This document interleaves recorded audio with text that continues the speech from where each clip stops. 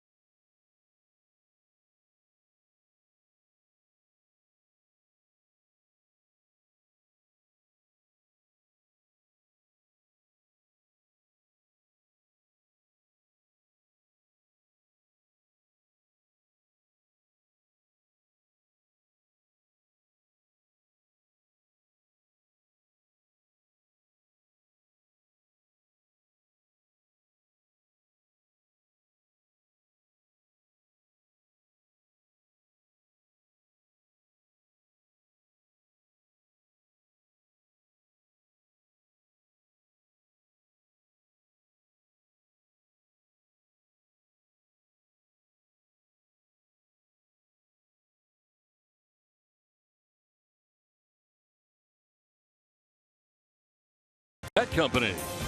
By Cadillac. Visit your San Diego Cadillac dealers today. By Jerome's Furniture, where Jerry's price is the lowest price every day. And by Mozzie Heating and Air, San Diego's choice for heating, cooling, and solar. It's game one of a three-game series between the Padres and the Giants. Before we get it started, let's send it down to Bob Scanlon. Thank you, Don. Brian Mitchell making his third start since his return from the disabled list, and the first two have gone very well. 5 innings and 6 innings of 1 earned run ball pitched. Outstanding efforts. Now, we've talked a lot about the increased use of his two-seam fastball. Has that also affected how he's used the rest of his repertoire? Andy Green gives us some insight. He's definitely gotten to the cutter more against righties than he was earlier in the season. That pitch wasn't really a feature pitch for him against righties. It's been something to get guys off of the fastball, so he's got stuff moving in both directions now with the two-seamer and the cutter. I think in the curveball's case, probably gone away from that a little bit as a kill pitch. We've never really been able to get that to function the way we wanted it to when the year started, so probably drop that in more often, but there's still times he's throwing it with 2 strikes. So the mix has definitely changed, but probably the biggest change has been the two-seamer.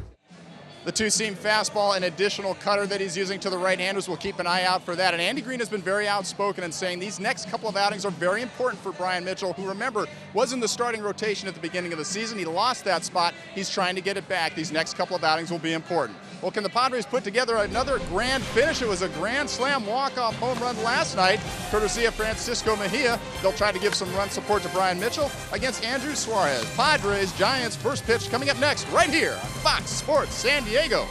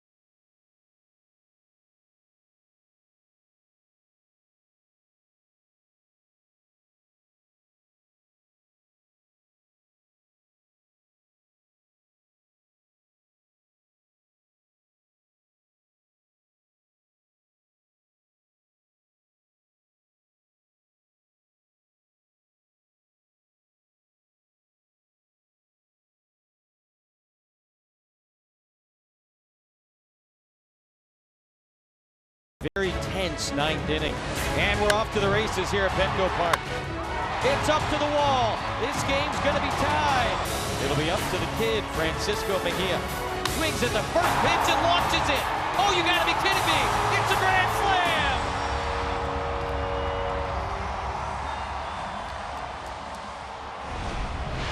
Exciting victory here yesterday for the Padres in the final game of the series against the Rangers. Time for game one of this series against the Giants. Time now for the weather report, brought to you by your always sunny San Diego Honda dealers. 74 degrees, northwest breeze at 10 miles per hour. Forecast clear for the remainder of the night. Don Orsillo, Mark Grant, Bob Scanlon with you for the first of 3 here between the Padres and the Giants. As the Padres and Giants matching up here for the last time at Petco Park in the season series. Let's check out the Giants lineup, brought to you by your San Diego County Ford dealers. Gregor Blanco at the top of that lineup with Joe Panik at second base. Evan Longoria, the veteran, at third base with Brandon Crawford at short. Nick Hundley, the former Padre, does the catching with Chris Shaw in left. It is Austin Slater in right field.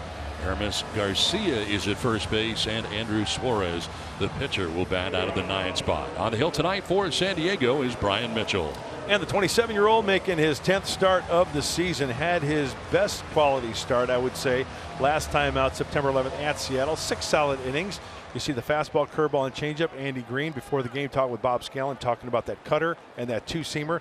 Let's see if he's heavy on those pitches, hits his spots, and then maybe breaks out the curveball. Maybe the 2nd or 3rd time around if he gets that deep into the game. But last 2 times out for Brian Mitchell has pitched very, very well. And Gregor Blanco standing in to get it started, and he takes strike 1.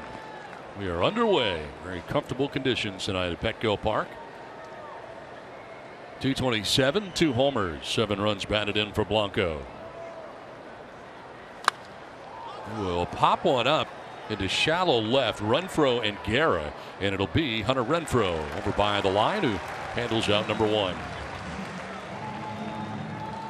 Let's take a look at the Padres defense, brought to you by the San Diego County Ford dealers. Checking his notes in right field, Franmil Reyes. In center field, Manuel Margot. We just saw Hunter Renfroe squeeze that one for out number 1 in left field. On the infield, Will Myers at 3rd, Javi Guerra at short. Everyday Freddie Galvis, another start at 2nd base, 3rd in a row, and then Eric Hosmer, the Gold Glover, at 1st. Putting down the signs tonight will be Austin Hedges. 1 down here in the 1st inning brings up Joe Panik. Panik 254 to start the night for the Giants. 4 homers and 20 runs batted in.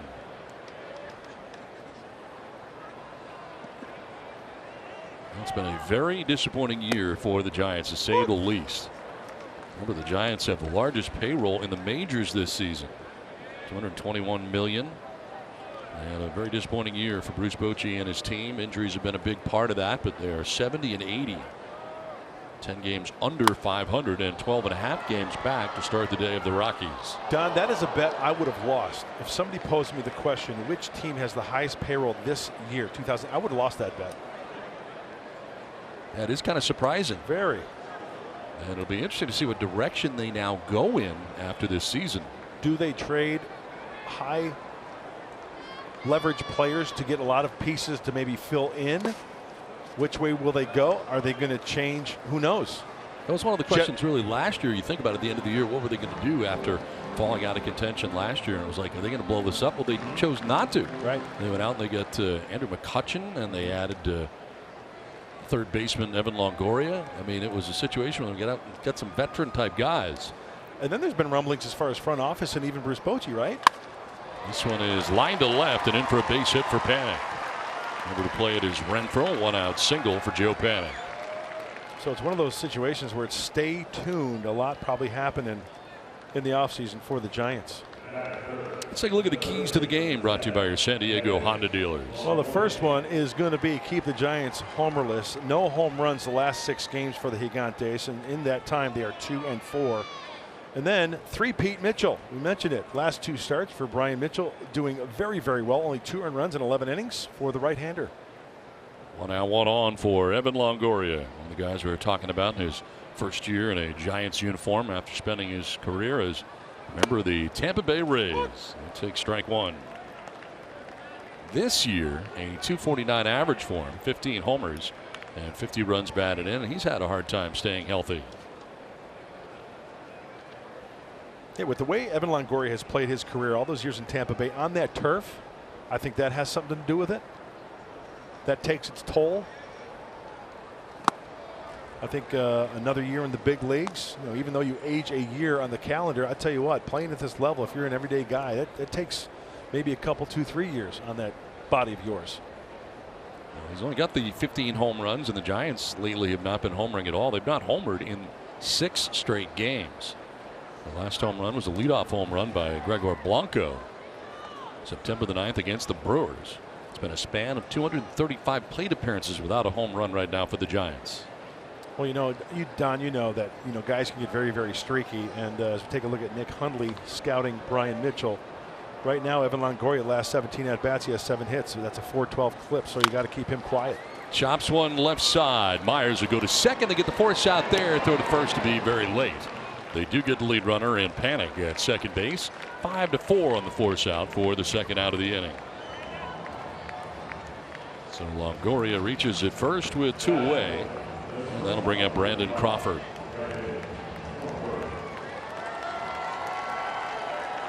Crawford batting out of the cleanup spot now for the Giants in this new look lineup. 254, 12 homers, 51 runs batted in. This is Brian Mitchell's 3rd start since coming off the DL after missing nearly 3 months with a right elbow impingement. First 2 starts back, he has given up just 2 earned runs in 11 innings pitched. Works out to be a 1.64 ERA. Margot in left center hauls it in to end the top of the 1st inning. Giants get nothing. Padres are coming up from Petco Park.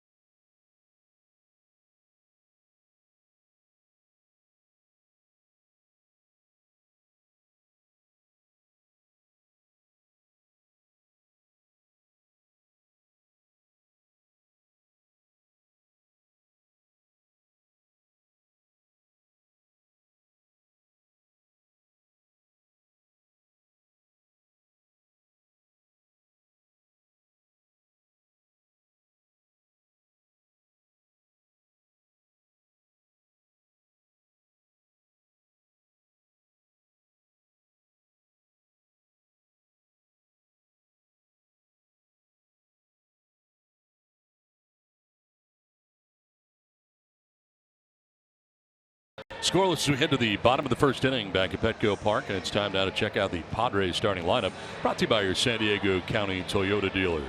Will Myers leading it off at 3rd base with Franmil Reyes in right field. Hunter Renfroe in left with Eric Hosmer at 1st base. Austin Hedges does the catching. Freddie Galvis at 2nd base. Manuel Margot at center. Javi Guerra starting at shortstop with Brian Mitchell, the pitcher, batting out of the 9th spot for San Diego. Andrew Suarez on the hill today for the Giants. And the 26-year-old left-hander making his 27th start. He's had a darn good rookie season. He has struck out 121 batters, just allowing 39 walks in his first 26 major league starts. And there you see the usage of the arsenal for the left-hander Andrew Suarez. 50% of the fastball, then he'll mix it up all over the zone, trying to keep these hitters off balance. Well, Myers to lead it off and immediately into the shift. Well, the Giants on the left side of the infield.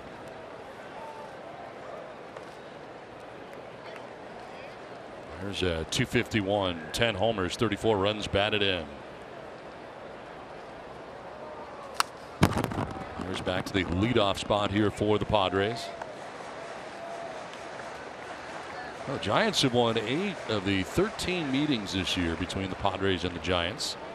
They will meet 6 times in the next 10 days. 3 here, 3 in San Francisco, with a stop in Los Angeles in between.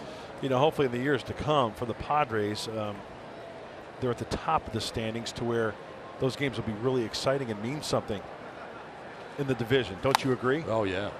That'd be huge. Oh, I mean, that's what, you know, like the Rockies Dodgers right now. It's going down to those 2 teams. Arizona's slipping back a little bit. You know, they've come across some hard times.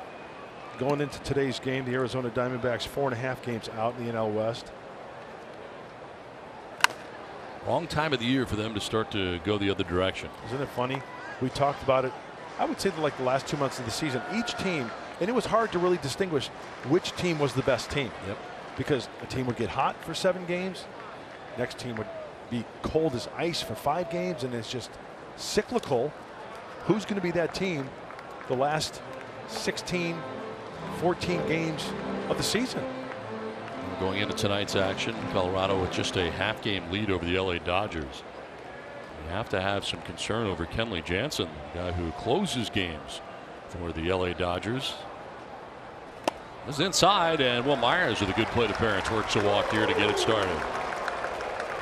So down to first he goes. Giants defense tonight brought to you by the San Diego Cadillac dealers.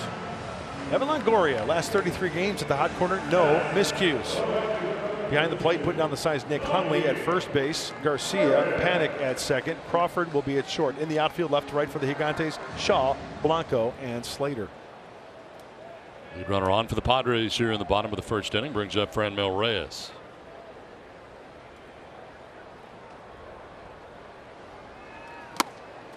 Swinging at the high fastball for strike one.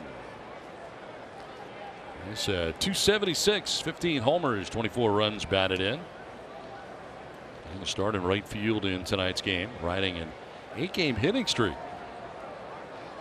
And that time hitting at .393 as he sends one foul to the upper deck off to the right.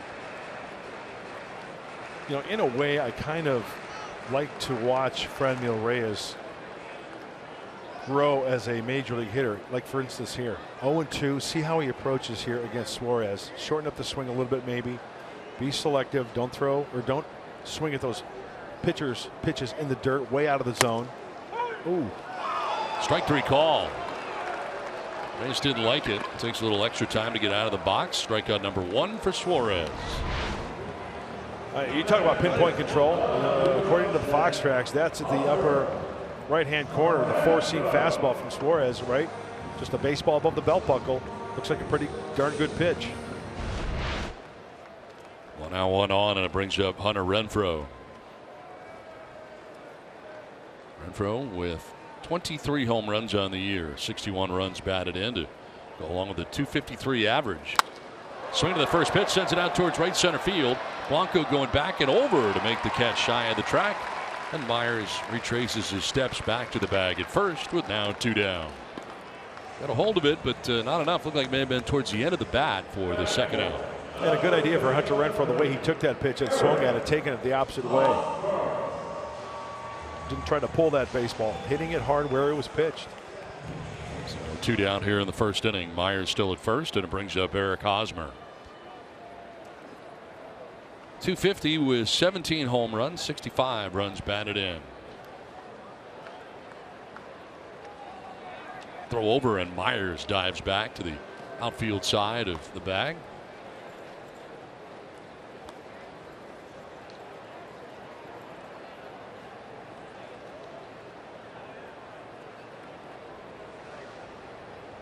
Hosmer 1 for 4 here yesterday. May have gone. They check. Yeah, he did, says Chad Woodson, third base umpire. 7 RBIs this year against San Francisco in the season series for Hosmer. Ties him with what he's done against the Cincinnati Reds for the most RBIs against any one club this season for Hosmer. Back to the bag is Myers. You know, it's kind of odd not seeing Brandon Belt over at first base, huh? Aramis Garcia over there. Belt has been nursing a sore right knee. He's day to day. Had an MRI and revealed no structural damage, which is certainly a good thing. As you mentioned, day to day, and have been struggling. Last 27 games for Belt, he was hitting at .163. Since returning from the DL last time with that hyperextended right knee. Yeah, sore knee will do that, right? Working from the legs up. Myers goes. Hosmer takes a pitch inside, throw down, and Myers will be safe. Stolen base. And Joe West out there making the call, a safe call on Will Myers. In scoring position on the stolen base. Really good slide by Will Myers, and with the lefty Suarez, he's going on the first movement of that free foot. Diving towards the outfield side, hand on the bag, stay on that bag. Left hand on the bag. Safe in a scoring position. So 2 down, Myers at second. Hosmer had taken a ball. It's 1-1.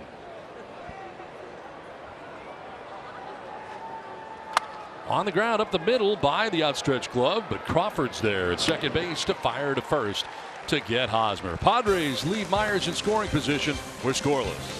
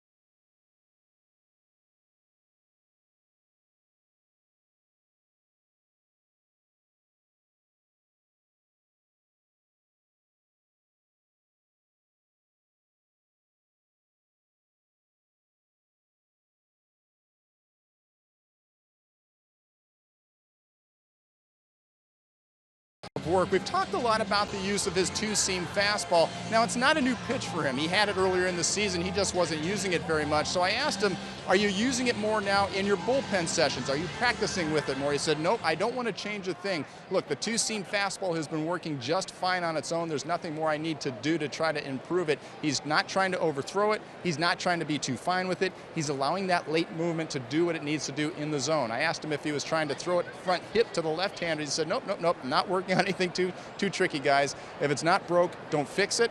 Hopefully it continues the way it has, guys, because those last two outings have been very solid. And Andy Green has said that it is important for him to have a strong finish. Let's see if he can do it again tonight. All right, Scan, thanks very much. Well, it has been good the last two times out. Got through the first inning on 11 pitches in tonight's third outing. There's a strike to even the count at 1-1. Dealing with the former Padre, Nick Hundley. Yeah, the last two times out in order against Seattle, two walks against Arizona at Arizona. Didn't really let those walks hurt him. Only one earned run both times out. And you look back to those early outings that he had, and the free pass was a very big problem. Huge. I mean, it was really bad. Starting from in Colorado, April, and then starts after that 3 walks, 6, 5, 3, 2, 4. Very, very inconsistent. Falls behind here, 3-1 to Hundley. Chris Shaw, Austin Slater to follow here for the Giants in the second frame. In the air to right field. Playable for Franmil Reyes. Step or two to his right. Now back to his left to make the catch for the first out of the second inning. I think what we just saw, that's a perfect example why Brian Mitchell, and it's off of what Bob Scanlon was talking about. 3-1, right? Fastball count. Nick Hundley, he got a fastball, and he couldn't get up on top of it enough. He worked underneath it, and Brian Mitchell gets the first out here in the second inning. One down here in the second, and it brings up Chris Shaw. This is quickly through the left side into left field, a base hit. He split Guerra and Myers on the left side. Second hit of the night for San Francisco.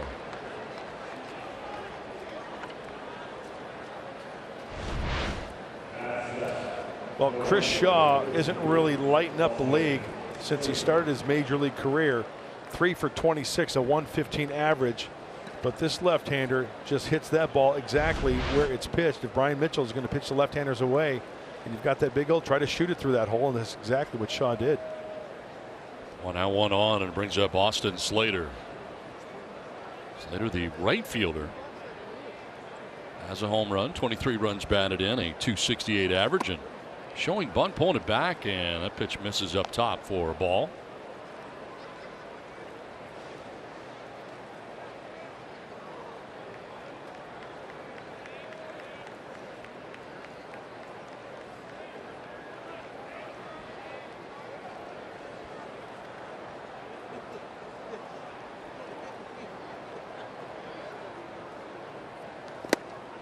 That's that one by him at 94. Evens the count at 1-1. Good movement with that 94. And Mitchell allowed 1 earned run in 6 innings. Took a no decision in a Padres 2-1 victory against the Mariners on Tuesday in his last outing. His 20th pitch of the night coming up here with 1 down. Have an inside out swing, a little bloop, and it's going to be Hosmer makes the basket catch coming in from first. So Mitchell vacated the area but was headed over to first base to try and help cover. And Hosmer made the catch on the bloop for the second out here, the second inning. Well, you talk about getting in the kitchen, rattling those pots and pans. I mean, he got in the oven, he got in the microwave, in the refrigerator on that pitch.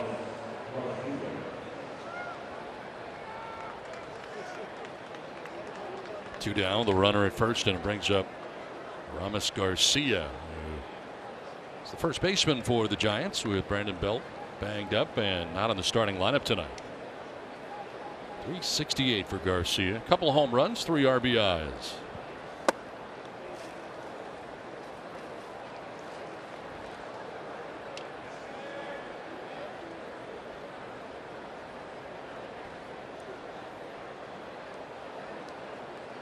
The Marlins have hit fewer home runs than the Giants this year. The Giants with 125 as a team. The Marlins with 122. appeared this lineup had a lot more power in it than what has worked out. I would agree. Ranked 14th in the National League, as Don just mentioned, with the totals. Yeah, that's one that makes me shake my head, no doubt. Second to last in slugging percentage and on-base percentage for these Giants.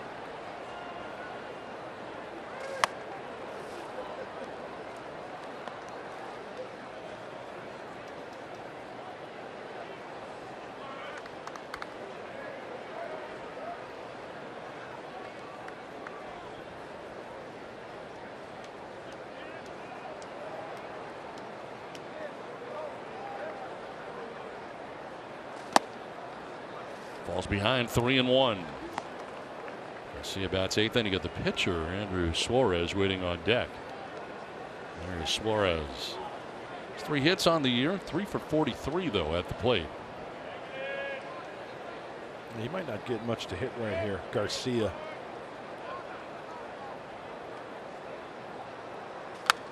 Fouls it off. Pitch away, but right towards that outside corner. Hunley to fly out to right. Shaw single to left field. Slater popped out to first base, so 2 down, runner at first. And a full count now to Garcia, so Shaw at first base can get a start.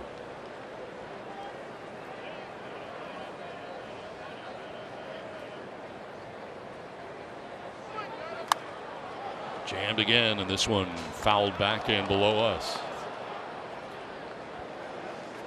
By the way, it's good to have you back, Donnie. Good to be back. Good to have you back too. We're gone all weekend, right? He's doing a little radio with Ted How and did that Tony. go? It went really well. Had a blast over there on the radio side. I want to thank Ted Leitner and Tony Gwynn for accommodating me over there. I noticed you have a mustache now. What's up with that? Oh, you noticed? Yeah, what's going on? Oh, I'm going to be rocking it. Just stay tuned, folks. I don't know. Yeah, it's in the transitional stage, but once it comes in, it's going to be awesome. Rocking it. I don't know. Garcia strikes out. Scoreless after an inning and a half. Rally stash.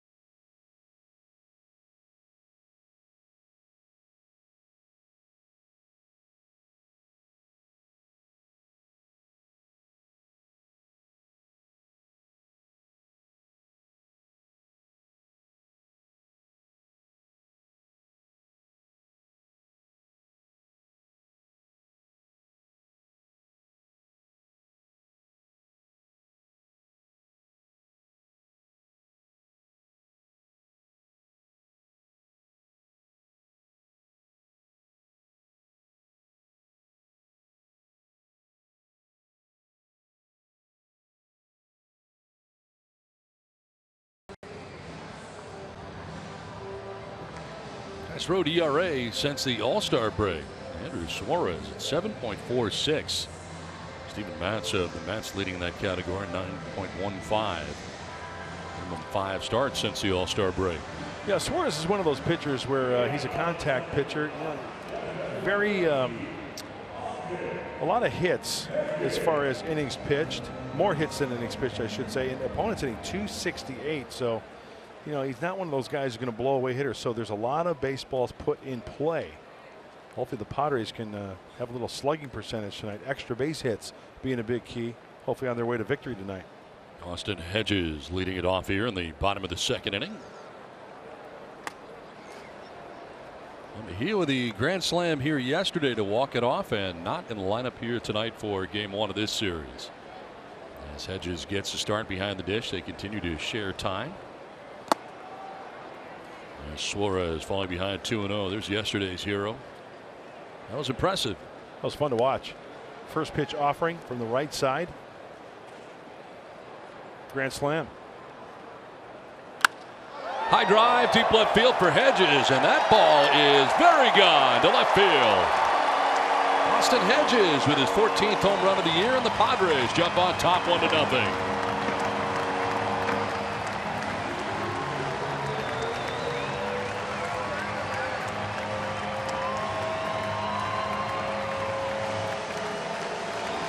A good way to start the second inning against Suarez. You know how much I love trivia, but you know what I love maybe a little bit more? Launch angle. Let's take a look at the Arco top tier play. Boy, that is a mistake. 87-mile-an-hour off-speed pitch, and yeah, it's a little spinner, and Austin Hedges speeds up his bat. He is right on it.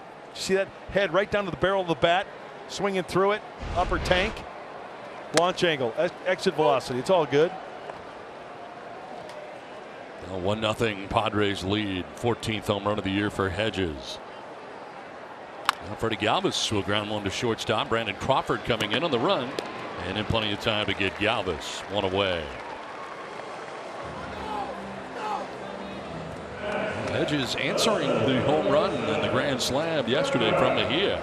I don't want to say it's a competition, but at the same time, you got two guys battling for playing time catching. Being on teams before, being in the bullpen, and yeah, I would say it's a competition within yourself. Yeah, sure, you're not going to think negative thoughts or hope negative things to your teammate. That's a given. If you do, I got bad guy. But anyway, I think it's a competition to where, yes, you want to try to root on the guy that's in the same position because you want to win as a team. And I'm sure Mejia is happy for Austin, and likewise, Hedges happy for Mejia yesterday.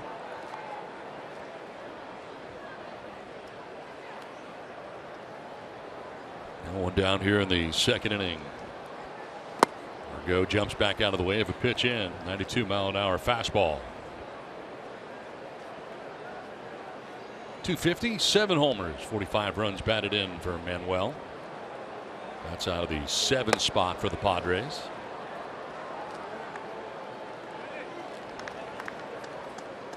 Suarez allowing 3 earned runs in 6 innings and taking the loss in a Giants 4-1 defeat against the Braves on Tuesday.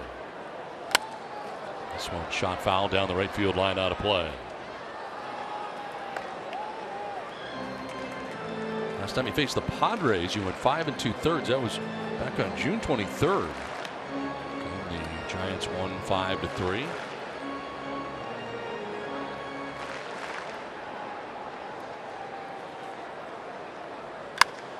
Line down the left field line, but he's out ahead.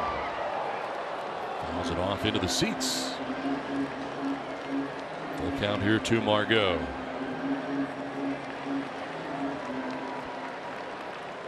On deck is Javi Guerra.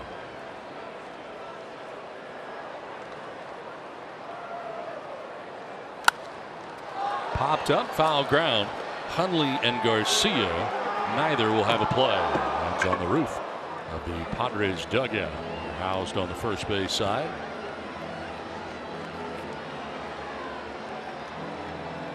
Eighth pitch of the at-bat coming up.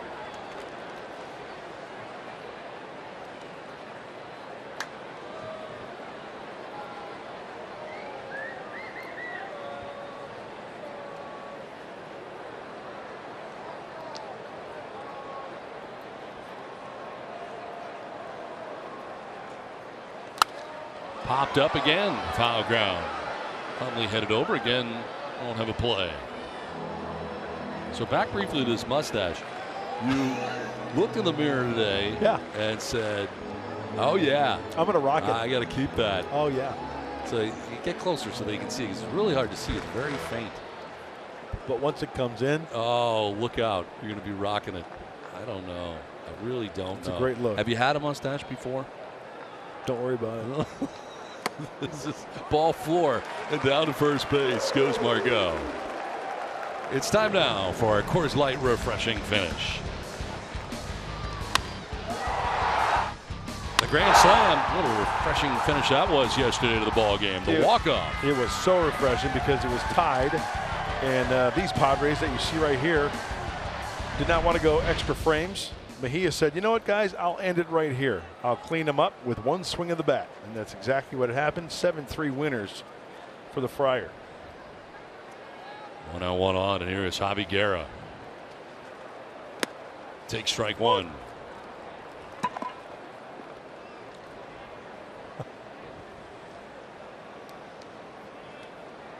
Guerra 1 for 7 so far, 143 average in 4 games already. Giants double play depth in the middle infield, and it's a ground ball right side. It'll be slowly hit. Panic's got one play. Took a look, but had only the one play. Goes to first base and makes it to get Guerra. 4-3 as Margot takes second base.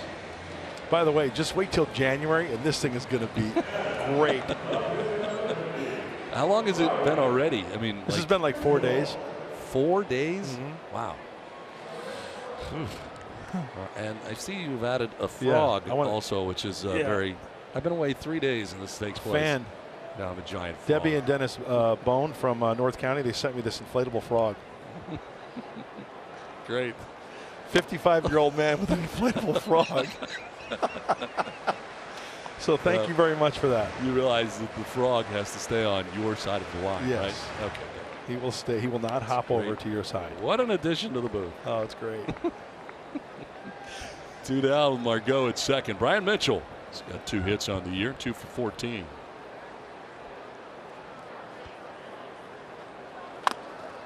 Little dribbler right in front of the plate. Hundley jumps out, clears the runner, and fires to first for the out. That ends the second inning. Leadoff home run by Austin Hedges to get it started as he hit it off Andrew Suarez and gives the Padres a 1-0 advantage.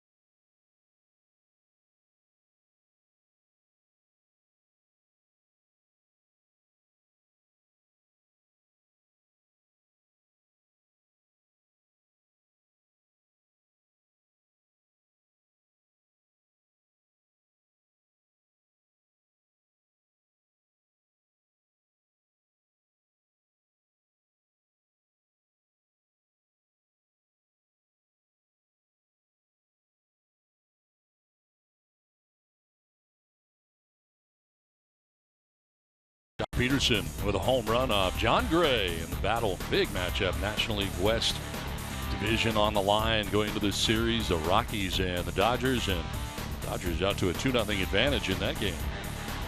Jock Peterson on the home run. Yeah, going into tonight's action, those two teams are going to battle it out. The Dodgers a half a game out of first place in the NL West before tonight.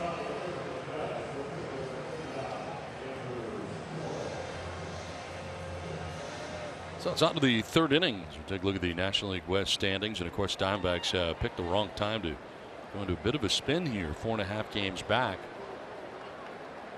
Not a shoo-in that 3 teams would be going to the postseason from the West like it was last year.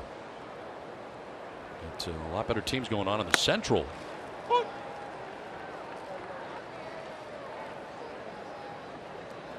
St. Louis and Milwaukee in the mix.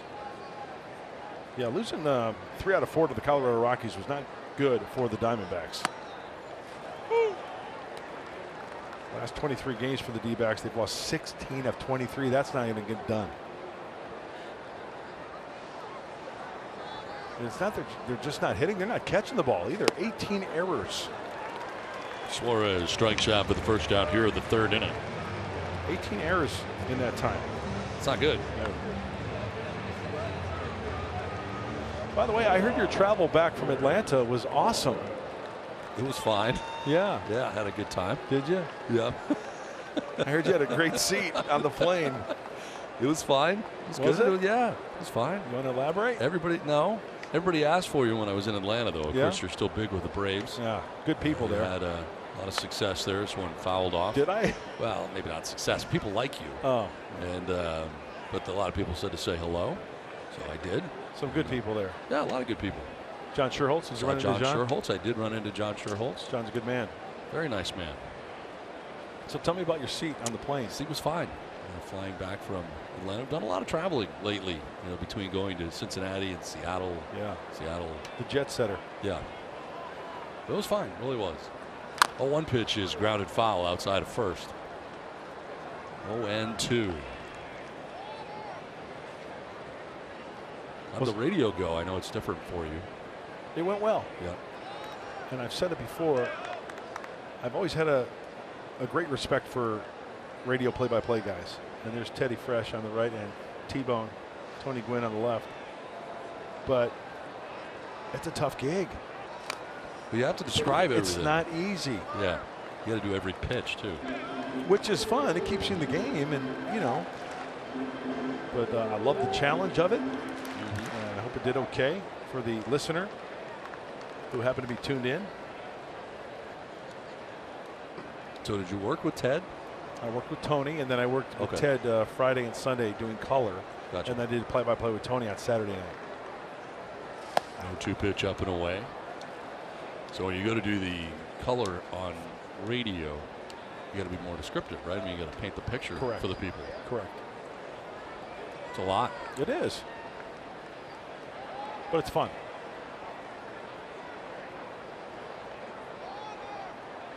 Bronco with a swing and a miss. He strikes out. That's 3 straight Ks now for Brian Mitchell. 2 down. You know what I saw on those last 2 pitches? The curveball prior to that one was way out of the zone. Well, you know what? Austin Hedges has got confidence in that, and Brian Mitchell's got to get confidence in it.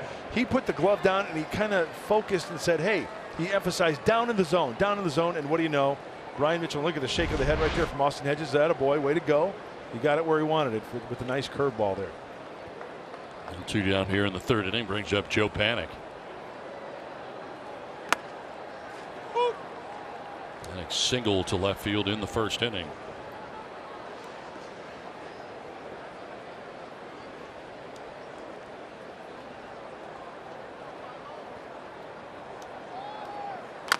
Chopped down the first baseline. It'll be a foul ball. Hosmer, for good measure, gathers it, but in foul ground. Mitchell has retired 4 in a row, 3 by way of the K.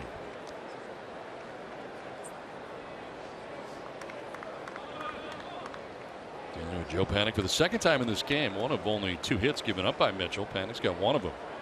He singled to left field. The other belongs to the Giants left fielder Chris Shaw, who singled to left. 0-2 pitch. That'll get away. See, that's the amazing thing about Brian sometimes. And that's we saw more of it earlier in the year. I think you'd agree with me, to where he'd throw a fastball and it wouldn't even be even close.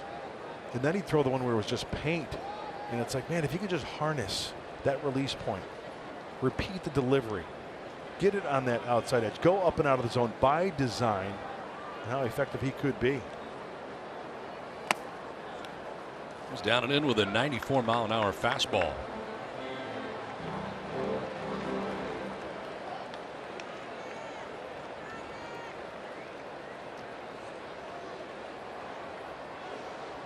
Pitch coming up here for Mitchell. 2 down. And a grounder through the right side into right field, a base hit. So Joe Panik is now 2 for 2 against Brian Mitchell in this game, and aboard with 2 down here in the 3rd inning. Joe Panik, one of those hitters to where he knows exactly his limitations. Yeah, you know, occasionally, I'm saying occasionally, he'll run into one. He's got 4 home runs on the year. He's not going to be a power threat, but he hits the ball where it's pitched. 2 hits, 1 to the left side, 1 to the right side tonight for Joe Panik. Using the whole field. In the last 5 games, Longoria has been hot. .412 batting average. Got it into a fielder's choice. First time up tonight, and now grounds one foul outside of third.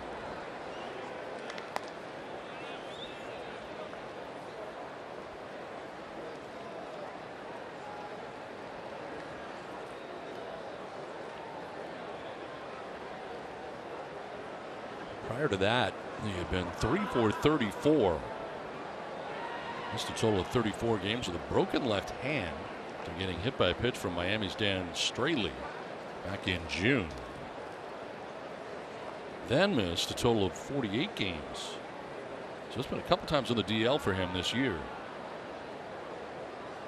He's had at least 15 home runs now in each of his 11 major league seasons since his major league debut in 2008.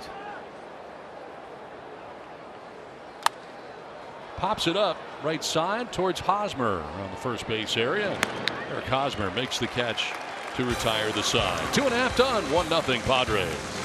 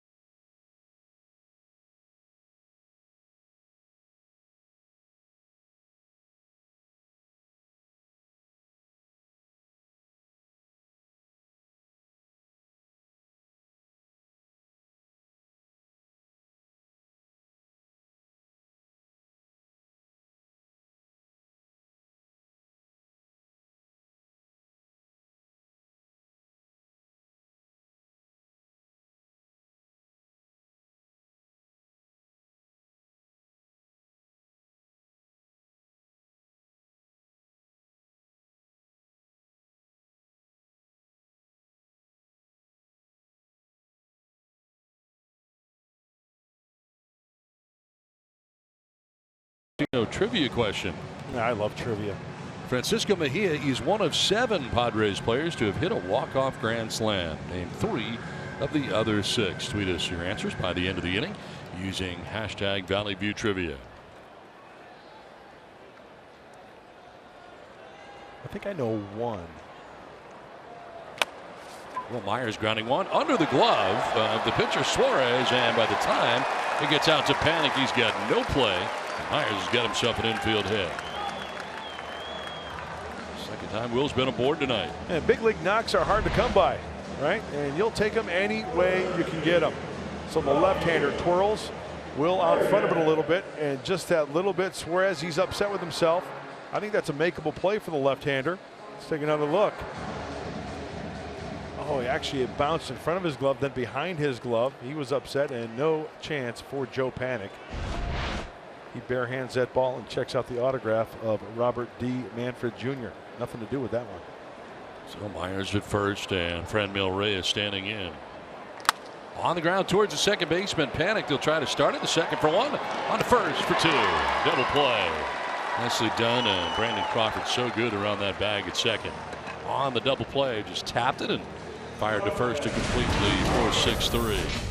It's time now for the tools of the trade, brought to you by Ram Trucks. Let's focus on Hunter Renfroe and his last 3 home runs. Look at that breaking ball right there, catching way too much of the plate. Wade LeBlanc, the changeup, off-speed pitch, speeds up his bat. So curveball, changeup, fastball right down the middle. What did I mention in our pregame about Hunter Renfroe? The recent streak since August 5th, most home runs in Major League Baseball, because crushing mistakes, even the off-speed stuff in the zone, can't do that. I suggest don't do that. Most home runs in September. Trevor Story was 7. Renfroe tied with several with 6. So we saw breaking balls. We saw one fastball for a mistake, right? So let's see if Suarez, quickly hit 0-2, tries to throw a breaking ball out of the zone rather than for a strike. That last pitch, fastball out of the zone. Just because a hitter hits a fastball, curveball, slider out of the ballpark doesn't mean you can't throw him one. It's the location. Let's take a look at StatCast AI, powered by AWS. He likes to pull the ball left side. Crawford right in the middle of that piece of pie at 31, and Longoria at 36%.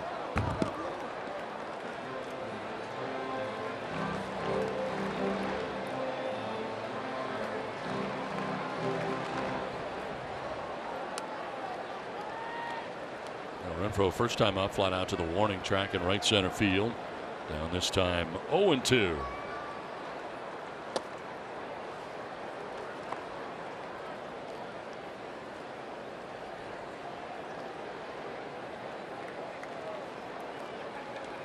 '40th pitch coming up for Suarez. Running in, almost hit Renfroe, but he fouled it back. I tell you, you got to be quick to the ball right there. That's fouled off near the label of that bat. You can see on that pitch, the Fox tracks. Watch how far inside this four-seam fastball is. Down by even that's more to the handle than the label. Sprays it foul down the right field line this time. He's hanging tough here. 8th pitch of the at-bat coming up for Hunter Renfroe. Second look tonight at Andrew Suarez with 2 down in the 3rd inning. And the Padres on top 1-0.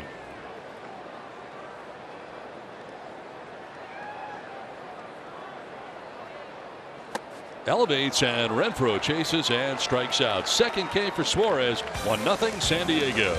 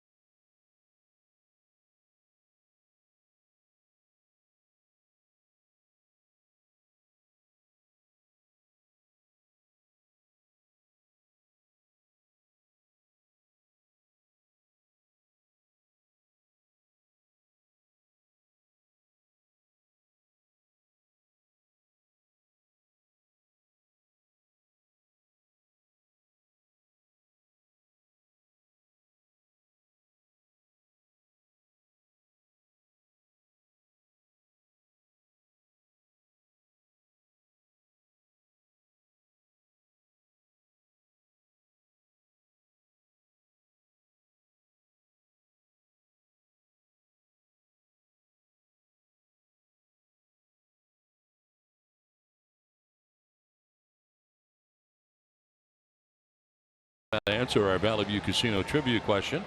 Francisco Mejia is one of 7 Padres players to have hit a walk-off grand slam. Name 3 of the other 6. Biff Roberts, Steve Finley was the only one I had. Rondell White, Everett Cabrera, Adrian Gonzalez, and Derek Norris. Wow. I had Everett Cabrera. Okay. It's a lot of guys to remember. Apparently it all happened while you were here. Every one of those guys. Isn't that amazing? Yeah, that you were actually here and you don't remember, but that's okay. I mean, so I know how some years blend into others and you can forget stuff. Brandon Crawford leading it off here for the Giants. But now that you mention those names, I can place myself. You remember being here? Where those happened, yeah. I remember Steve Finley's off the Arizona Diamondbacks at Qualcomm. That was exciting. I've seen video of that one several times. There's a high fly ball to deep right center field. Back goes Franmil Reyes at the wall. That ball's gone. Brandon Crawford with his 13th home run of the year, and the Giants tie the score at 1 on a solo shot to right center by Brandon Crawford.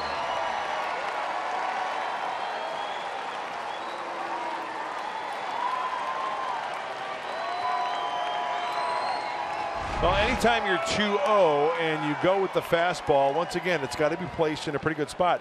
That's a 2-seamer 95 middle in. And Brandon Crawford puts on the perfect swing, the sound, the extension, and just a little bit too far for Franmil Reyes to reel that one in. And we're tied. Well, we had talked about it. They had not homered in 6 straight games. 250 plate appearances without a home run, and they finally get one here. Runs have been tough to come by. They've scored 3 runs or fewer in each of their last 11 games. That's tough for the pitching staff, isn't it? Sure is. Got to go out there and hit a home run yourself and throw a shutout.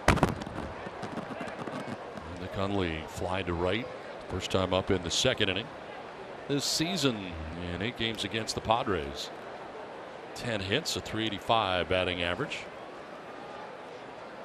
So he has enjoyed the season series against his old club. Always seems to be doing something against Padres. I know, big walk hit off earlier. Was there a walk-off pinch hit, right? I think so. In San Francisco this year. This year or last year? You know, they run together. Yeah. I can't remember. I think it might have been last year. This is down to 3rd. Myers slings it across the diamond. Fancy footwork on the other side by Hosmer for the first out of the inning. Hundley retired, and it'll bring up Chris Shaw.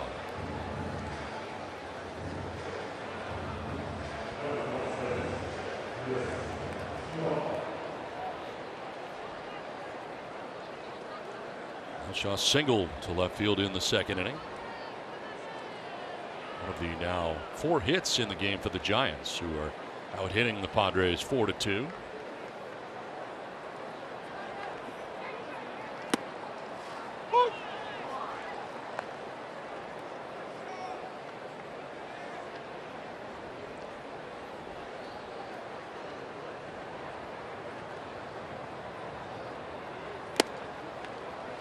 Right at the bottom of the zone and at the knees, 0-2. I've seen consistent 95 from Brian Mitchell. And Shaw now, Slater next with 1 out here in the top of the 4th inning. Fouled up to the upper deck, off to the left. Off the bat of Chris Shaw.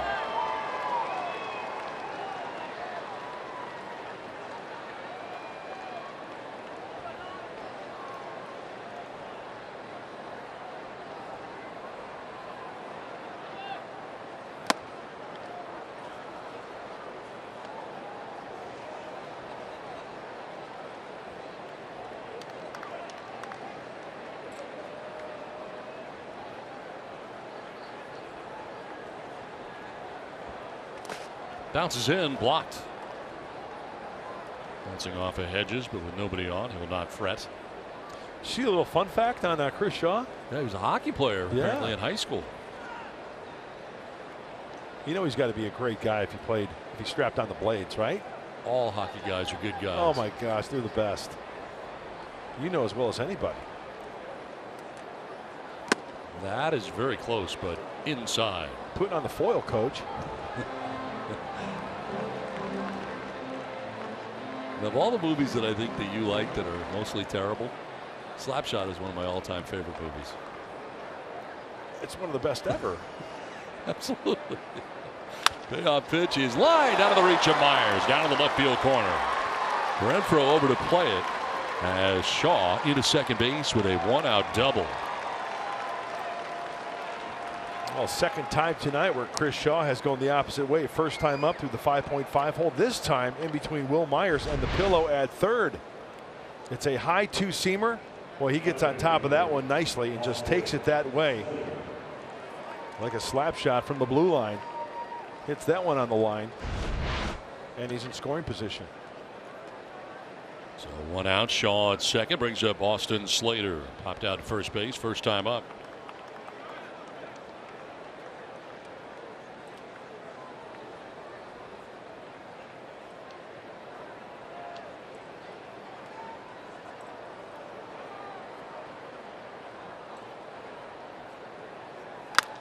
To first, and Hosmer will flip to the covering pitcher. Mitchell led him very well, and they get Slater, but on to third base goes Shaw with now 2 down in the inning. So a productive out to get him over to third base. This time out with the San Diego fans of the game. Enjoying Padres baseball tonight from Petco Park. Not many home games left for the Padres. So we get here into the middle of September. Yeah, one more road trip left for the team. That's to LA and San Francisco. 6 games. And 6 games remaining here at America's finest ballpark, Petco Park. 5 after this one. And 2 down. Shaw's at third base, and here is Garcia.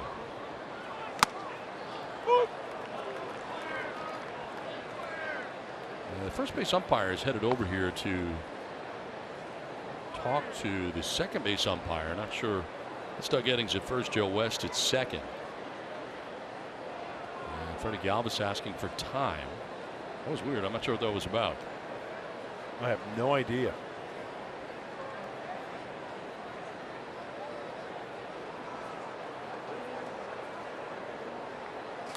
Line into left field. A base hit for Garcia. From third comes Shaw, and the Giants take a 2-1 lead. 2 out, RBI single for Garcia.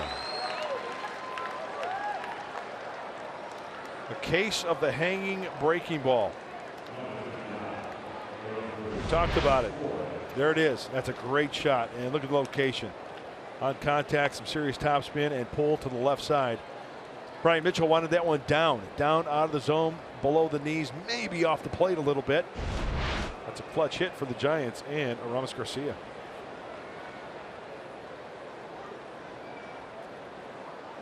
So 2 down, Garcia at first base. Elevates the fastball at 93 to the pitcher, Andrew Suarez.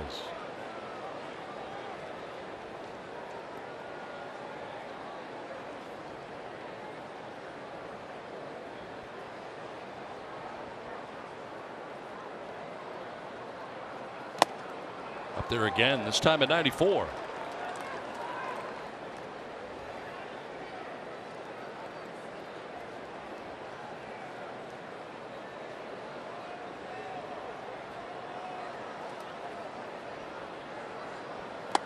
Swing and a miss, and he strikes him out on 3 pitches, but 2 runs for the Giants in the inning. San Francisco leads it 2-1.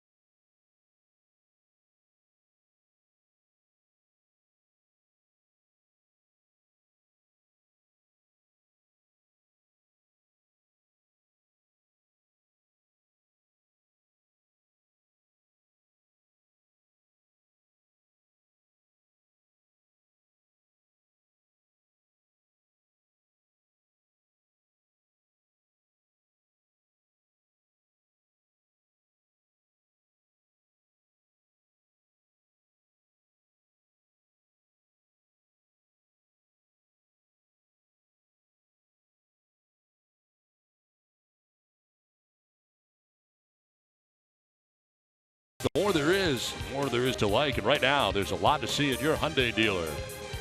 And by Pacific Surfliner. Ride the Surfliner to your next Padres game. That's a 2-1 Giants lead thanks to the 2 runs they gathered in the top half of the fourth inning. We head to the bottom of the fourth inning. And it'll be Hosmer, Hedges, and Galvis to face Andrew Suarez, who has a newfound lead.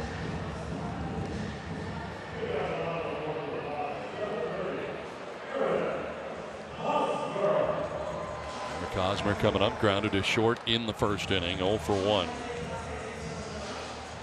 Well, second time around for these Padre hitters, and why so important for Eric Hosmer to get on base to lead off this inning. Austin Hedges on deck, he hit the home run, and then, you know, Suarez might be a little tentative towards Austin Hedges. Hosmer to center, Blanco is there, and he makes the catch for the first out. So sharply hit, little slice to it, but Blanco back there with plenty of room. Nothing you can do there, Eric. Keep swinging. He hit that ball well.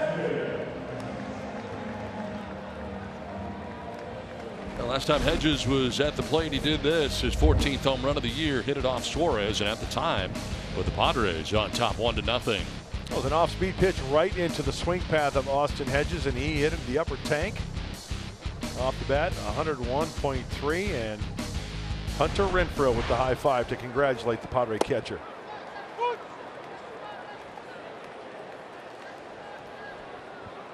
Twelve for 34 in the last 10 games for Austin Hedges at .353. Going to watch carefully how Suarez goes after him. Starting out with a fastball, then a curveball. Remember, it was a little slider that he hit out. Just caught too much of the plate. Doesn't mean you can't throw him a slider. Exactly. Just got to be careful of location. That's exactly right.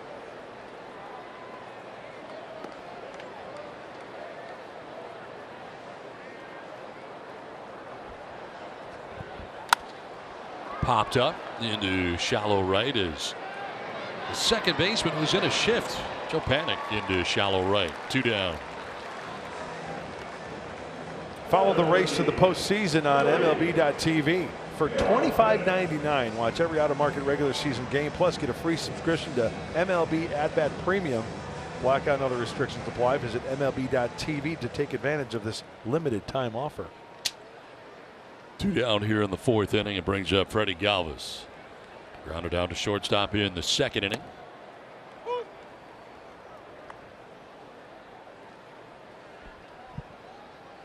Freddie's still playing every day, but not at shortstop. Moving over to second base with Javi Guerra's elevation here to the major league level. It shows you his versatility. It's been a while since 2015 with the Phils. And Freddie's been over there at the Keystone. Here's Javi Guerra getting some big league time at the shortstop position. Ground ball right side to Joe Panic. It's a 1-2-3 shutout inning for Suarez. We played 4-2-1 Giants.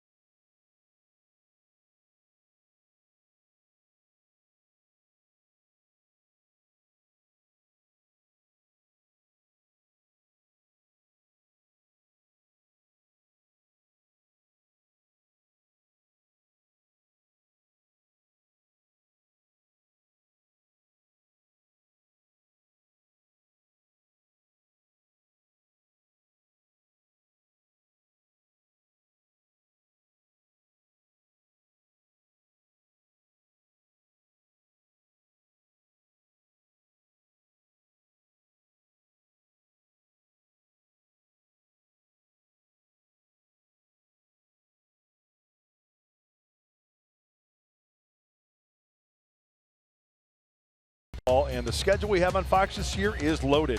One huge can't-miss matchup after another. Thursday Night Football coming to Fox, Week 4. Now it's a game. 2-1, Giants have a lead over the Padres. We head to inning number 5, and it'll be the top of the Giants order. Gregor Blanco, Joe Panik, and Evan Longoria. Anybody gets on, and Brandon Crawford may have a chance. Gregor Blanco's 0 for 2. He was flat out to left and struck out swinging.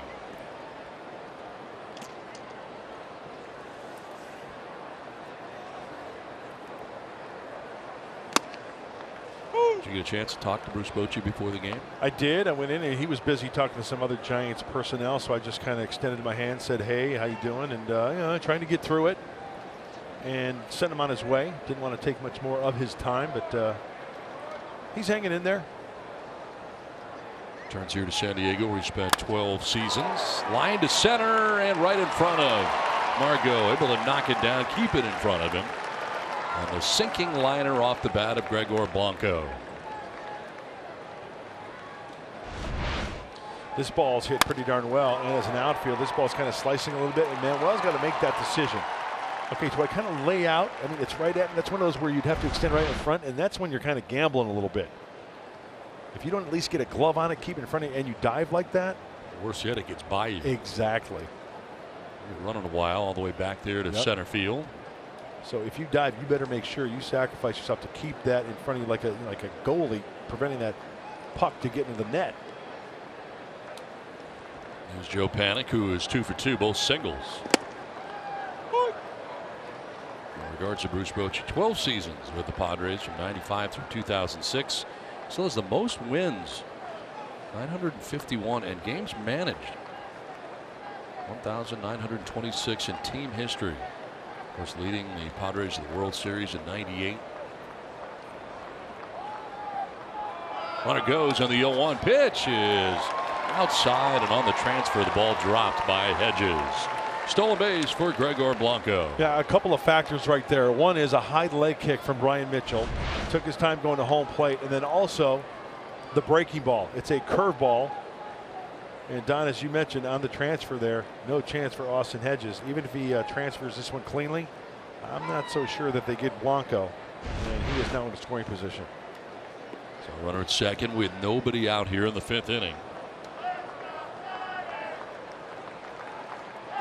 Broken back grounder softly hit towards Galvis.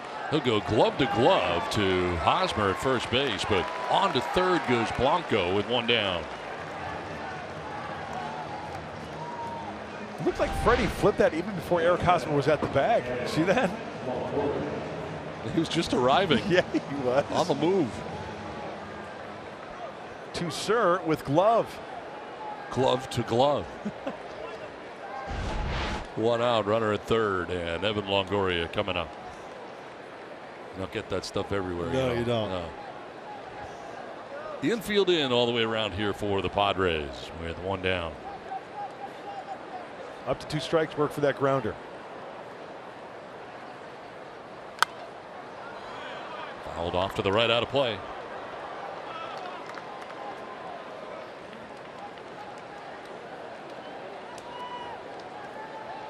Runners in scoring position. This is something that Longoria was very good at in his time in Tampa Bay. Not so much here with the Giants. 194 average this year in that category. He's a pretty big clutch guy for the Rays over the years. You know, I think one of the reasons why, first of all, good discipline at the plate, knows the strike zone, but his stroke, especially all those good years with the Rays, he sprayed the ball all over the place, right? He wasn't just one-dimensional. I mean, you saw him a lot more. Saw a lot of. Would you agree with that? Oh, yeah. Yeah. Short and quick to the baseball, taking the ball the other way, turning on it when he has to. Power to all fields. Yes.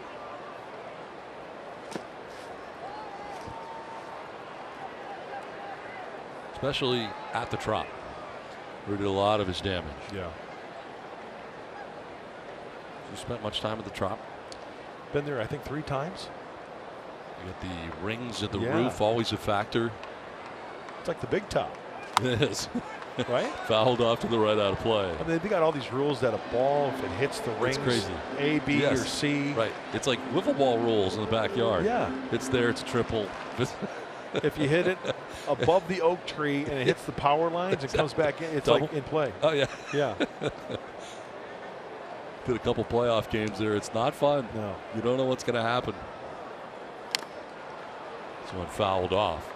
And they have it's a piece of hedges. He's going to walk it off here, and a little professional courtesy from the home plate umpire, Mark Ripperger, who goes out. Looks like Austin's all right.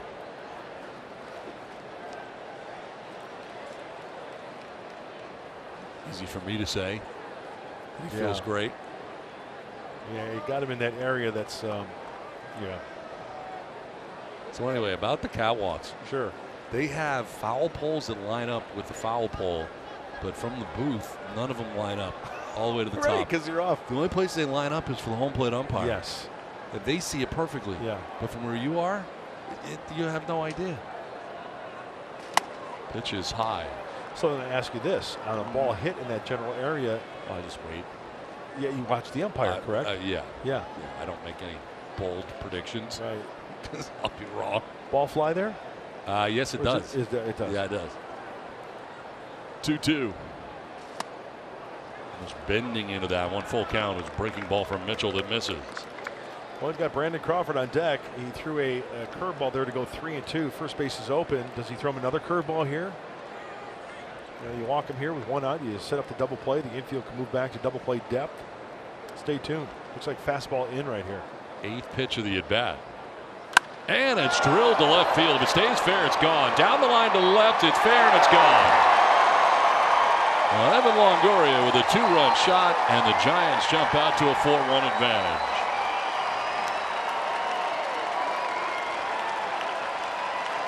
Home run number 16 of the year for the veteran third baseman for the Giants. Don, we were just talking about why Evan Longoria was so successful with runners in scoring position as a Tampa Bay Ray. Watch how quick he is to this baseball. Oh my goodness, that ball's up, that ball is in at 94, and he turns on it, gets the hands through, stays on top of it enough. That's a line drive just below the second basket for the home run.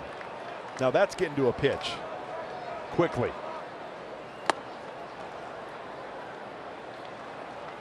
Brandon Crawford now head in the count 1-0. Evan Longoria homers, a 2-run shot. It's a 3-run lead now for the Giants. Sprayed foul off to the left out of play. 1-1. That was very impressive, I must say. 94 and in on the hands. Yeah, and up a little bit.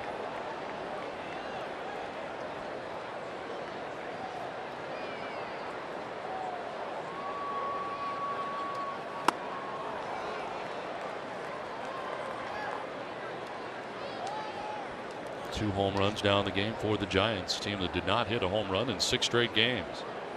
And 2 of them tonight, one for Longoria, and Brandon Crawford had homered in the 4th inning.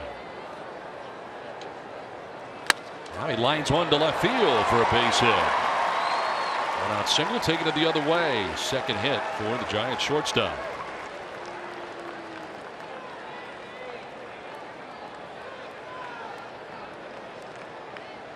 Well, when the Giants hit 2 or more homers this year, they are 21-8.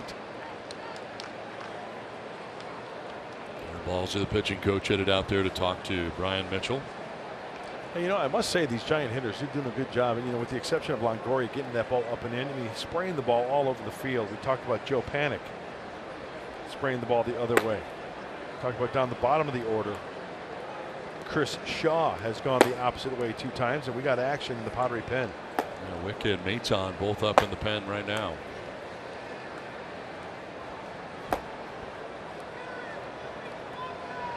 Balsley back to the dugout. With 1 away here in the top of the 5th inning. It's been a 2-run inning. It started with a single by Gregor Blanco and the 2-run shot by Evan Longoria. Don, you want to hear an amazing stat? When the Giants do not hit a home run in a game, they're 23-40. That was one of my keys. Keep the Giants homerless. Not the case. Or first, and easily back is Crawford. Lead was not terribly large.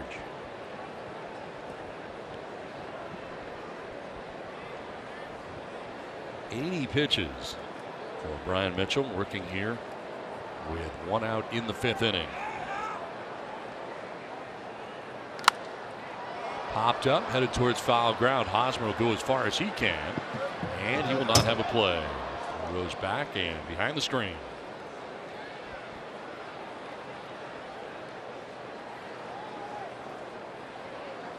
Nick Hundley has fly to right, grounded out to third base.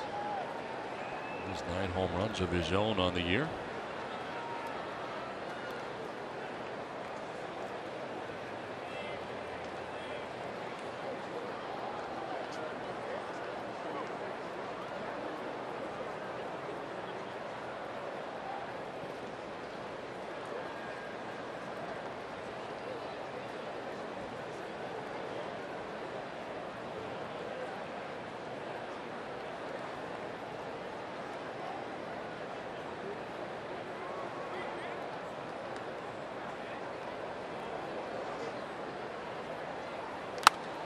Popped up foul off to the right, out of play. 0-2. What do you remember about Nick Hundley's time in a Padres uniform? First of all, great egg. Just a good kid, accountable, works his tail off, competitor, catcher's mentality, quick release. Didn't let the game get to him when he was slumping. He didn't let his bat, if he were slumping, affect his gameplay behind the plate. Did he go? No. We'll check with Doug Eddings, first base umpire. 1-2. Looked like a pretty good pitch out of the hand of Brian Mitchell. Let's check it out. Wow. Oh, got yeah. Squeezed.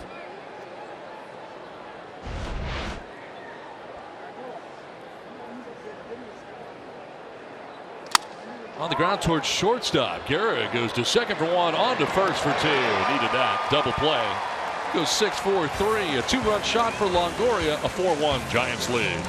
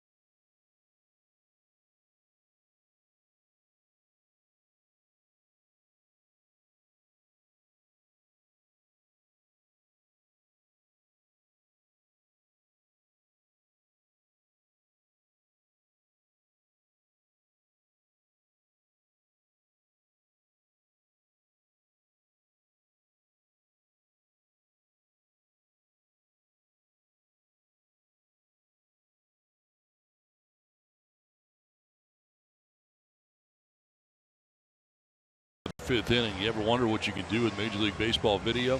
Well, this copyrighted telecast is presented by the authority of the San Diego Padres and may not be reproduced or retransmitted in any form, and the accounts and descriptions of this game may not be disseminated without the express written consent of the San Diego Padres, Don. The answer is you can't. No, can't do that. So it's on to the bottom of the 5th. Manuel Margot, Javi Guerra, and Brian Mitchell with work to do as the Giants have a 4-1 advantage. Margot walked in the 2nd inning, getting a second look here at Suarez, who has even a bigger lead now. Yeah, kind of a clean scorecard for the Padres on their side. Walk, hit, another hit, the home run, a walk, but not a lot of action on the base paths.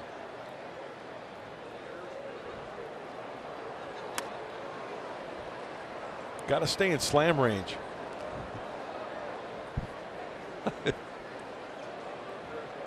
Trail by 3 here. So you are in slam range. Yeah, we're still in slam range. You would win with a slam. Correct. Yeah. I heard somebody use that term this weekend, and I thought of you. Did you really? Yes. This is to center field. Blanco's out there, a few steps over towards right center for the first out. I also stole about 4 of your calls. Did you over really? The weekend. Yes. See, which one did I steal? The first one was door is closed. I didn't have a door open opportunity with the catcher. Right.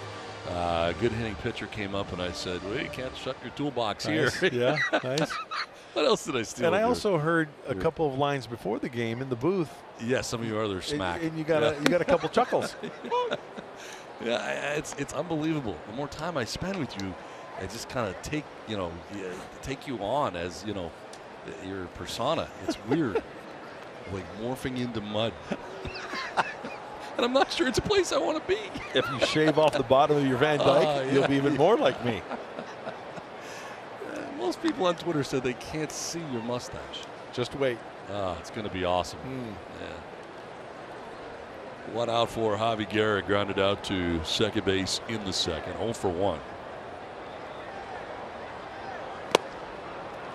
That is strike 3, and Guerra is retired. 3rd strikeout for Suarez, 2 down. Tell you, that's a big league test right there for Javi Guerra against Suarez. The lefty on lefty and that sharp breaking ball. I'm sure that Javi Guerra has not experienced sliders like that at the AAA level or through his times coming up through the chain. But that's what, if you're going to be a successful hitter at the big league level, lefty on lefty, righty on righty, you're going to have to face those tough pitchers. You just saw a tough pitch right there. 2 down here in the 5th inning. Pirela pinch hitting for Mitchell. Taps one to short, and it's a 1-2-3 5th inning for Suarez. The end of 5. Giants have a 4-1 lead.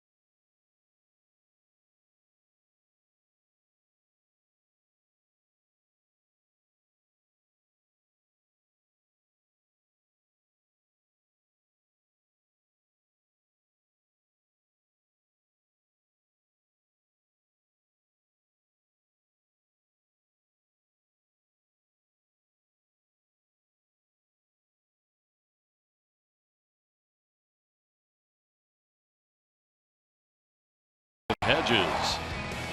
But back on the Giants in the 4th inning. A solo shot for Brandon Crawford. Giants have been hitting many home runs lately. In fact, didn't have one in the last 6 games. They get 2 in this game. This 2-run shot off the facing of basket number 2 on the Western Metal Supply building. Evan Longoria has the Giants on top 4-1. Suarez, through 5 innings, has given up just that 1 run. The home run by Hedges. Brian Mitchell, who has been chased from this game, went 5 innings, giving up 9 hits. The 4 runs, including the 2 home runs walk anybody, and struck out 4. He's on the hook. As we play along here to the 6th inning, in is Brad Wick. Last time out for Brad was against Texas. He threw an inning. He was actually back on Friday when the Rangers were in town. There are his season numbers in the minors. 44 games, a nice ERA at 2.5, and opponents only hit .206 off the left-hander. Throws across his body. And a high 3/4 delivery from the left-hander Wick.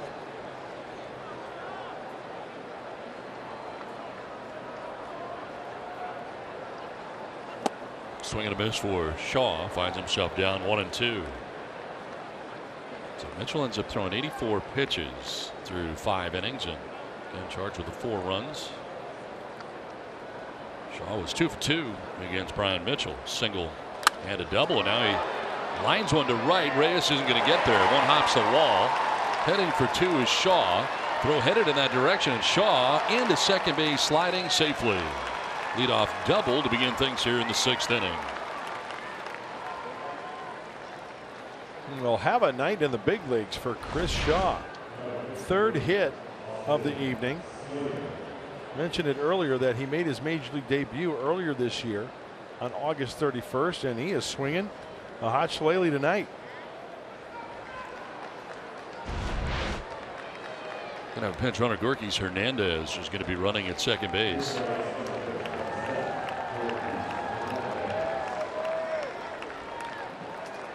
Shaw coming out of the game. Leadoff double here in the 6th inning. 3 for 3 game for Shaw. Just to give you a little perspective on Shaw, he was brought up to replace, remember, Andrew McCutchen was traded to the Pinstripers of the Yankees.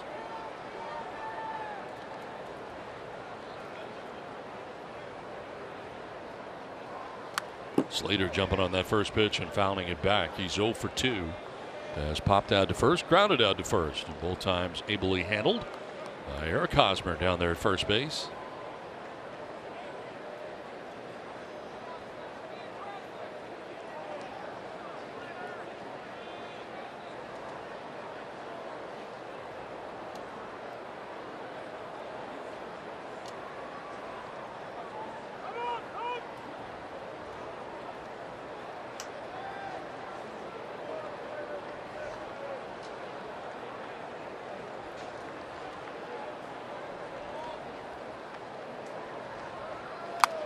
Fouled off to the right out of play, and it's 0-2. If you were umpiring and somebody requested time, hitter, pitcher, catcher, how would you take control and call time? I'd go up with both hands. And then, okay, then you pause, right? Yeah, and then how do you put time back in? Just plain and simple, right? I like that. Simple. I like that. I like the mechanics of that. You like my strike call? It's a double. Is it? Yeah, it's a short little punchy thing, and then I go out with the full extension. Punchy thing. Yeah.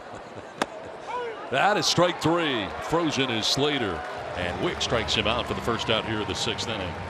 Big strikeout with that runner in scoring position. The leadoff double, and a well-placed fastball at 93, right on the inside corner. 4-seamer, glove side. Good pitch by Brad Wick. One down, runner at second brings up Aramis Garcia, who has struck out looking and single to drive in a run.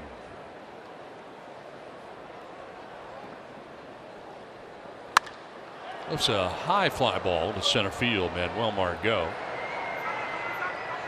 will make the catch and fire back inward, but not going anywhere.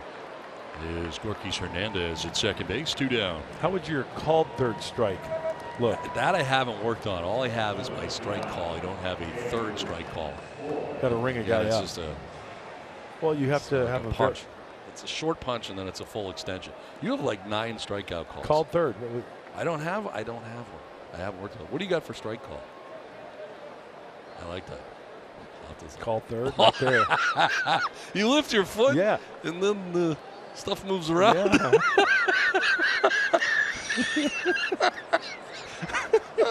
Yeah, yeah, you got to sell it. Oh, so good that you're not an umpire. You like the leg kick? I think you'd be laughed at. I mean, you know.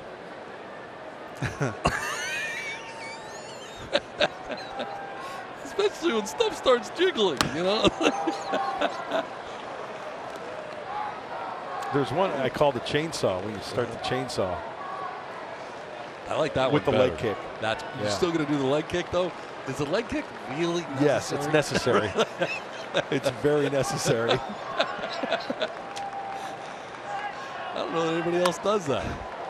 That's the beauty of it. You'd be totally unique.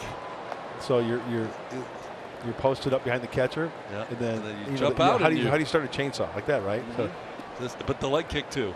Yes. And what's the first one again, real quick? And then but the leg kick at the end, the third strike call. That's terrible.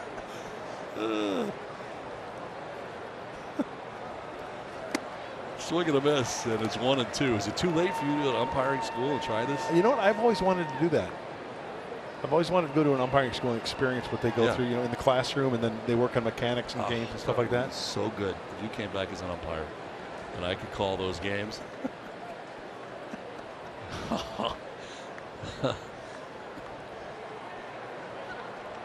1-2 to the pitcher. And it bounces in, blocked by Hedges.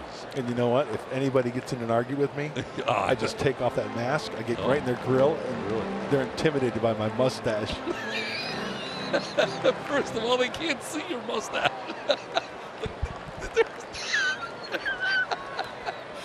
very little there, and it's been like a week. You're gone. I didn't say anything. You're gone. I'm the umpire.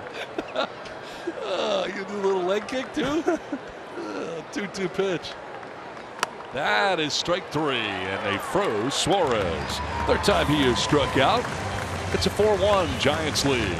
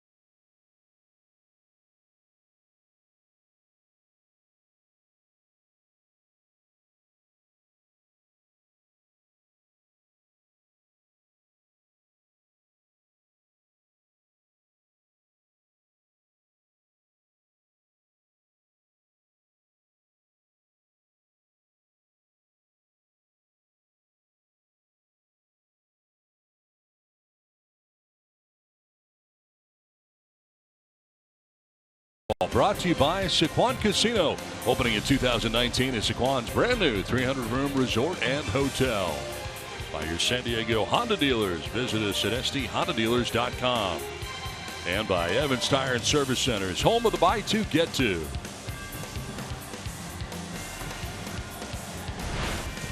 They play on here to the bottom of the 6th inning with the Giants on top 4-1. Suarez back on the hill here again for the Giants, and why not? He has pitched great so far. Just the 1 run allowed in the first 5 innings of work. He's on quite a roll, isn't he? Second time around. Only gave up that single, rolled the double play. He is now retired the last 8 in a row. And 9 of the last 10.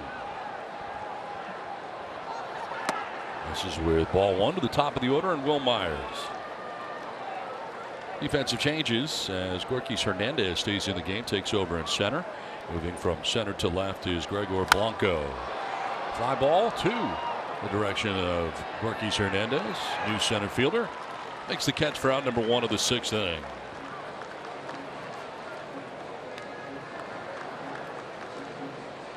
So ball finds him right away. That happens quite a bit, doesn't it? Sure does. Seems like it does. So 1 out here in the 6th brings up Franmil Reyes. Reyes struck out in the 1st, grounded into a 4-6-3 double play in the 3rd inning. Now waiting around, jumping on that 92-mile-an-hour fastball and fouling it back. Yeah, I don't think you're going to see Franmil Reyes taking many fastballs that catch a lot of the plate. He's going to try to do some damage early, and there's no problem with that at all.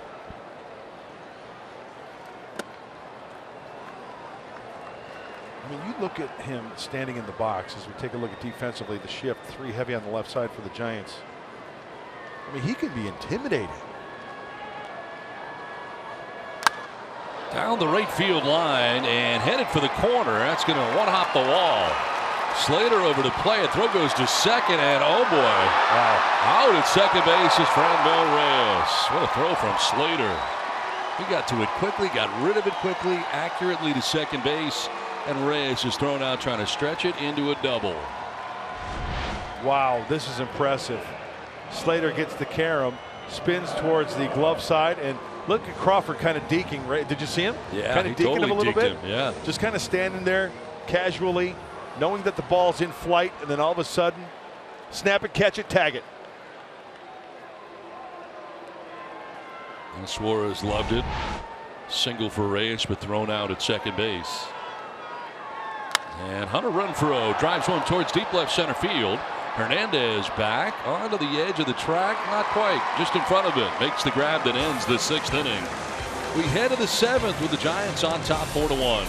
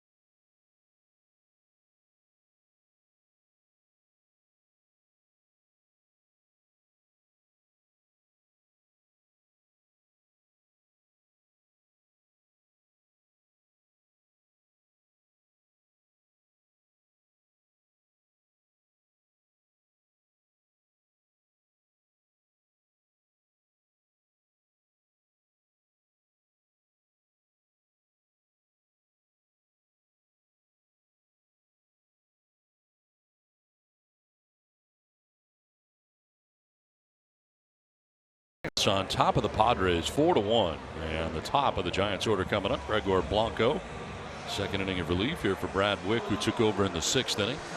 Worked his way around a leadoff double that he allowed in the 6th. Strikeout, flyout, strikeout to get out of that inning unscathed. Blanco 1 for 3, a single and a run scored in the 5th inning. Shows bunt, pulls it back, and takes the ball high.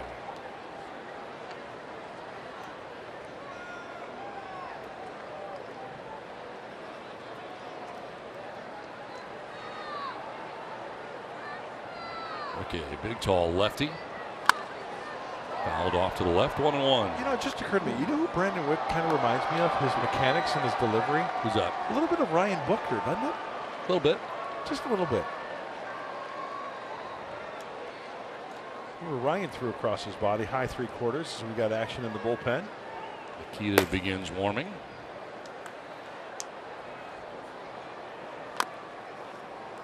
Fouled off down the first base line, 1-2. Hides the ball well. And he goes from the third base side of that pitcher's rubber and then lands over towards the first base side. So thrown across his body there. Kind of throw some deception into that delivery. 6'9", 255 pounds. Oh, that's a keeper.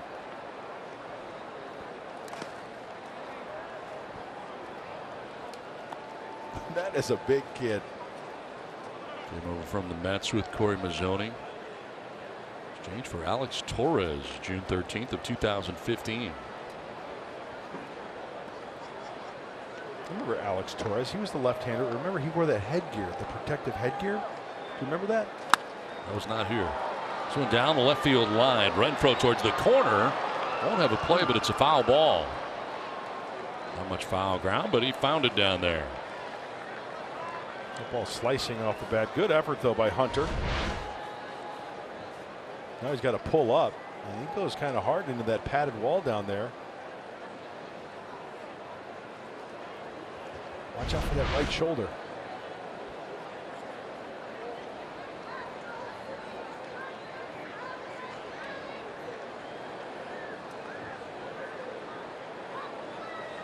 Two and two to Gregor Blanco, leading it off here in the 7th inning.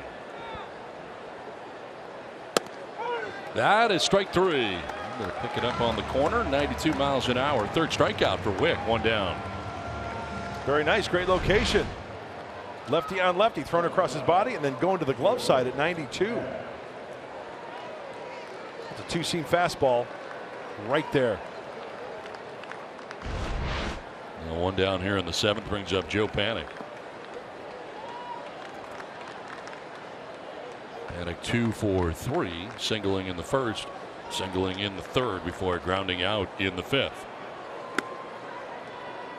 I do remember that headgear now that you're showing it to me here. Yeah. That does stick out. That's unbelievable. Would you ever wear that? Would I ever wear it? Yeah. Probably not, because you're so accustomed to wearing just a hat, you know, and I understand why. Yes.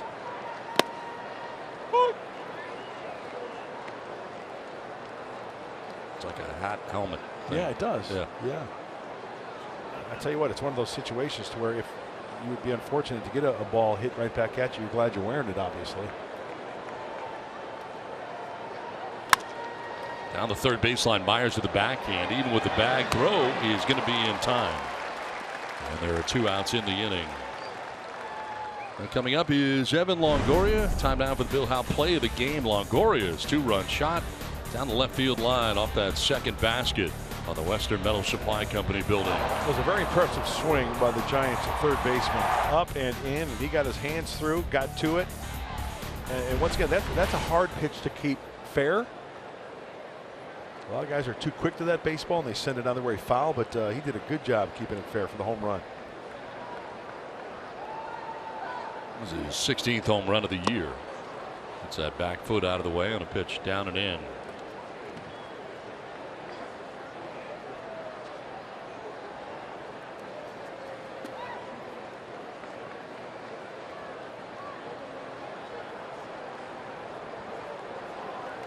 Check swing foul.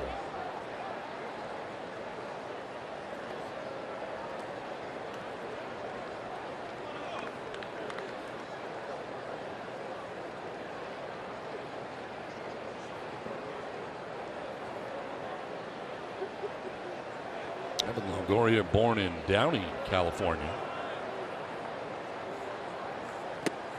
That'll miss outside. He'll turn 33 in October.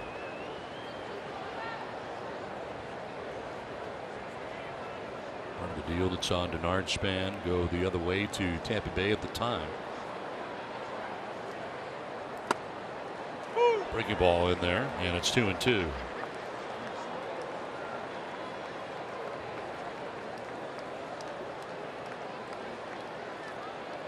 Most home runs in a season for Longoria was 36, and he did that in his second to last year in Tampa Bay, 2016.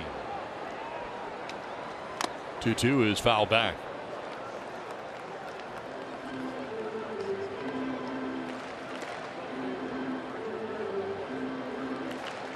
Went to one World Series, of course, with Tampa Bay in 2008 against the Philadelphia Phillies. 3-time All-Star. See if he keeps the ball away from Longoria here. That's where Austin is set up. Swing and a miss, and he strikes out Longoria. 4 strikeouts now for Wick. 7th inning stretch, 4-1 Giants.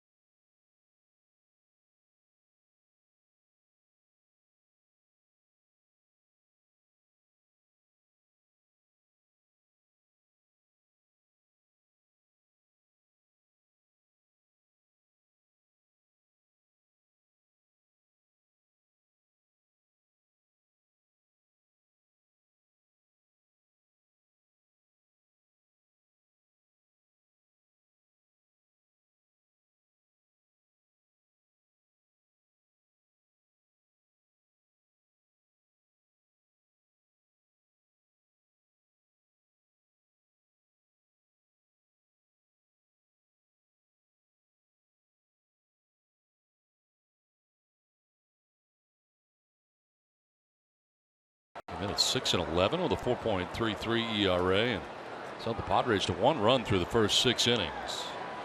It's Hosmer who leads it off here in the home half of the 7th inning. Yeah, I think the word would be cruising, right, for Suarez. Only 3 hits allowed. Padres being out hit by the Giants 10-3.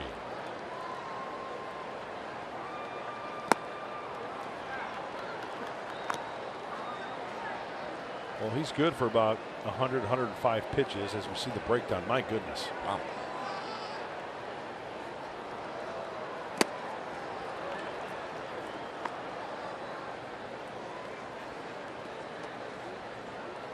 Got pretty good pace tonight, too.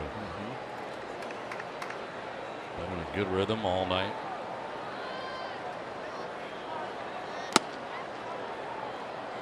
Falls behind Hosmer, though. 3-1 leadoff hitter here in the bottom of the 7th.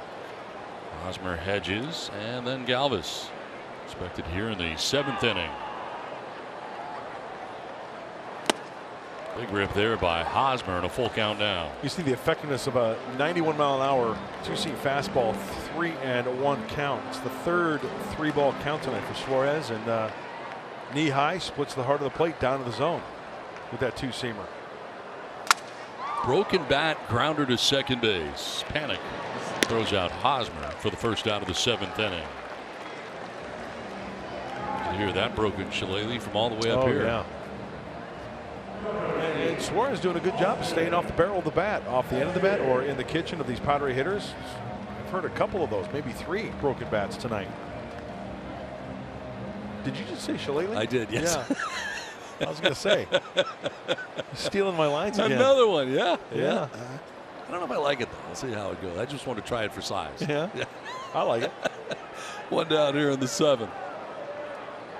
Austin hedges. You didn't react right away.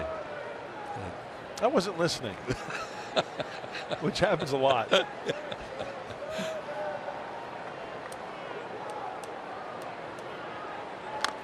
And you know, here's the thing that's kind of frustrating is that Padres are only trailing by 3, right? But it seems a little bit more than that with the way Suarez is throwing the baseball and how effective he is.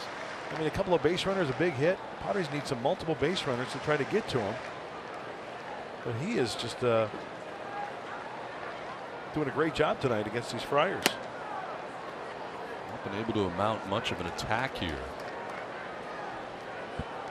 Looks with 1 out, bases empty. Galvis waiting on deck.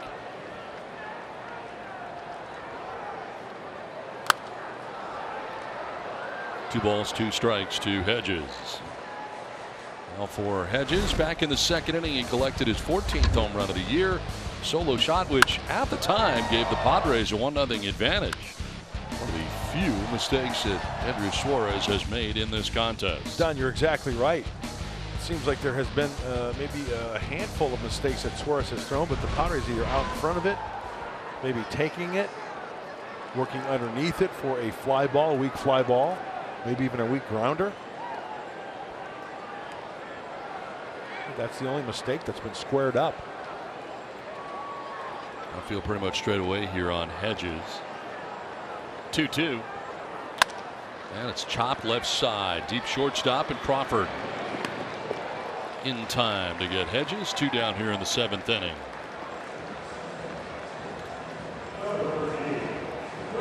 Brings up Freddie Galvis. Well, Dodgers winning big right now, 8-0 up in Los Angeles against the Rockies. They're in the 6th. Saw the Cubs who were taking it to Arizona too again.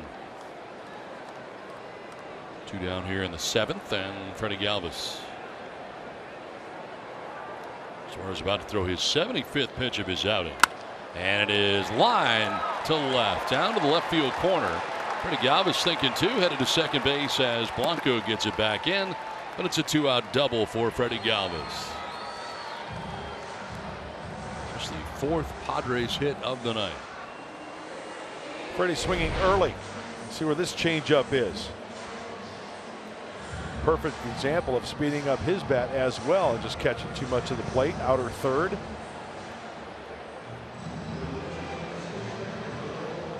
And Freddie Galvis in a scoring position. Padres need some 2-out thunder here. And with 2 down and Galvis at second, Manuel Margot has walked and flied out to center field.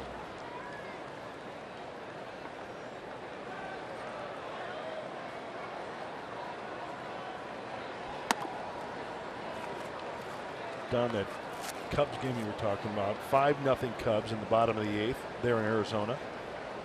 Up the Orioles losing their 107th game. Wow, today. That's a rough summer.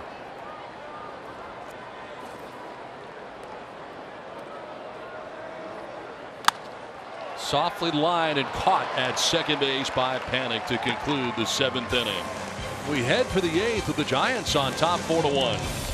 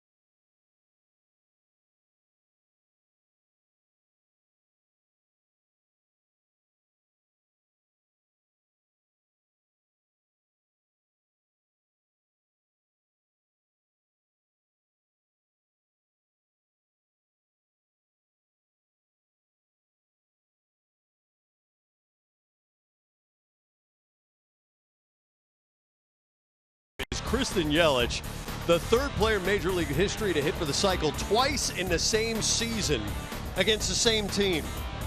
Unbelievable. Talk about closer, Mike.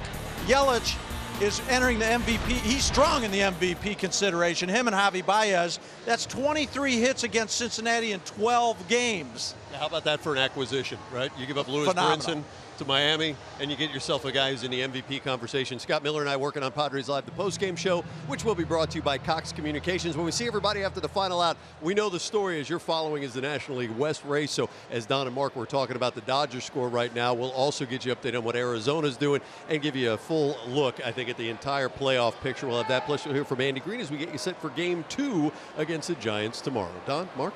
All right, thanks very much, Mike and Scott. As standing in is Brandon Crawford. Lead things off here in the 8th. He pitching for the Padres, Colton Brewer into the game. Yeah, speaking of the Milwaukee Brewers, the Padres have a brewer of their own named Colton. His 7th game, right-hander. Has to go off the backside of the mound there. Fires to first base in time. Ball was in the air a long time. Had to backpedal, never a comfortable thing when you're going up the hill, and then off to the side of it on the first base side to throw out Crawford. I think one of the things that Colton Brewer knows is that Brandon Crawford does not have blazing speed, but from the left side, nice two-handed grab, gets himself off that hill onto flat ground and fires a strike perfectly to Eric Hosmer. One down here in the 8th, and it brings up Nick Hundley. Only 0 for 3 in this game for the Giants.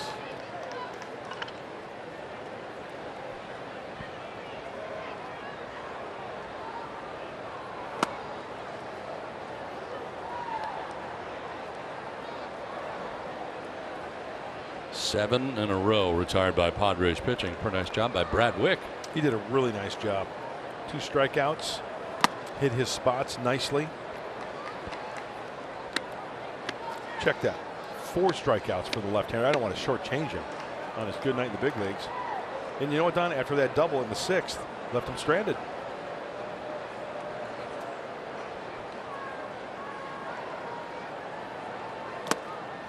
Swing and a miss, and it's 2-1.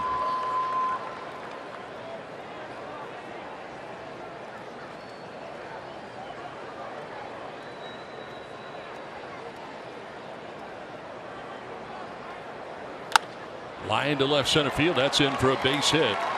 Over is Renfroe. And a 1-out single for Nick Hundley.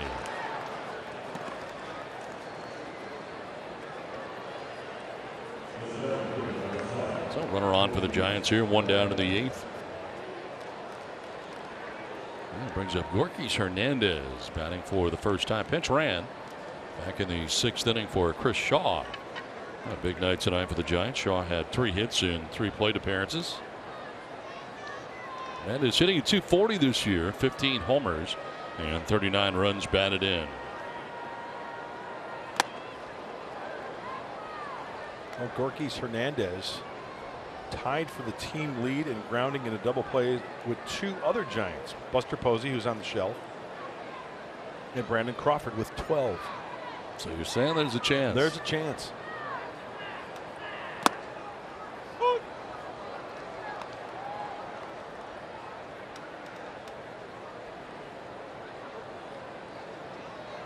Wilmar go over towards right center, gap out in left center field.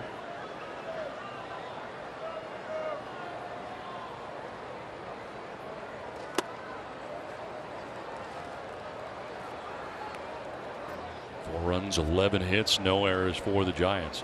A run, 4 hits, no errors for the Padres. With 1 out here in the visiting half of the 8th inning, Giants trying to add on.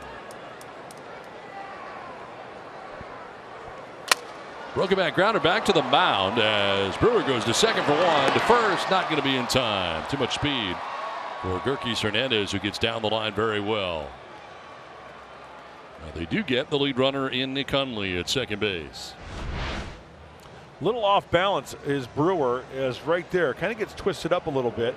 And then that throw, you know, the middle infielders, they can take the good throw. You have to anticipate that bad throw. And even though it's on the second baseman's side of second base, watch the concentration as staying on the bag intact is Javi Guerra. And then by that time, Nick Hundley, or I'm sorry, Gorkys Hernandez beats that one out. 2 down here in the 8th inning. Runner at first in Hernandez, and it brings up Austin Slater.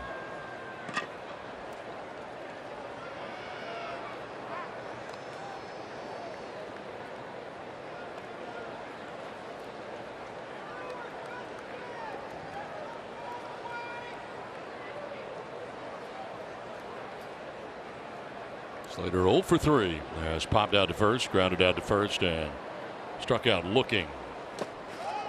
The check swing there. And a pitch in the dirt.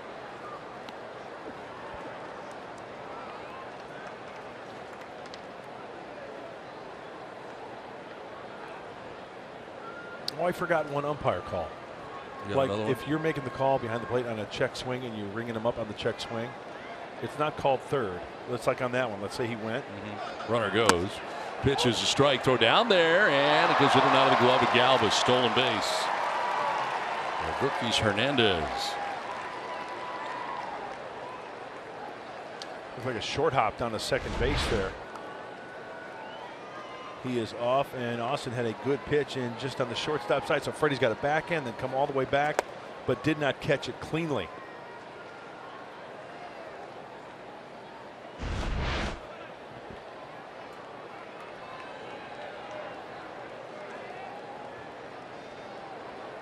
One to Slater. Changed his mind in the middle, but couldn't hold up and finds himself down 1-2. Really good slider from Brewer right there.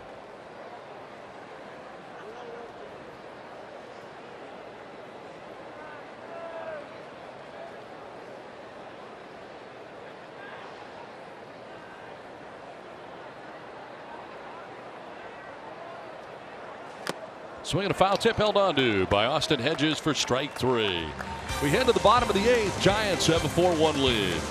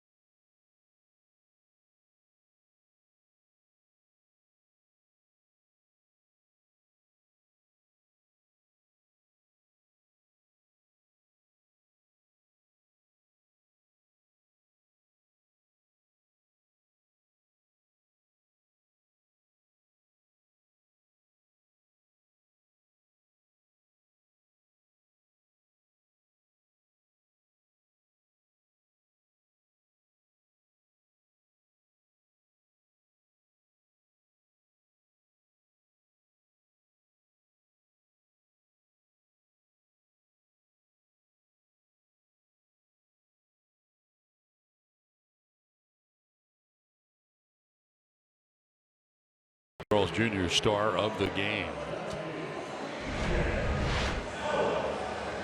Andrew Suarez going into the 8th inning, and with the pitch count, he's only thrown 77 pitches. He might be smelling that CG, and he's got the fastball working and the breaking ball. He's only thrown one mistake. That was a hanging breaking ball into the swing of Austin Hedges. That was in the 2nd inning. The only run so far this evening for the Friars. He's only given up 4 hits. A.J. Ellis pinch hitting here for Javi Guerra. Another pinch hitter on deck is Francisco Mejia. So the Padres trying to get something going here against Suarez in the bottom of the 8th inning.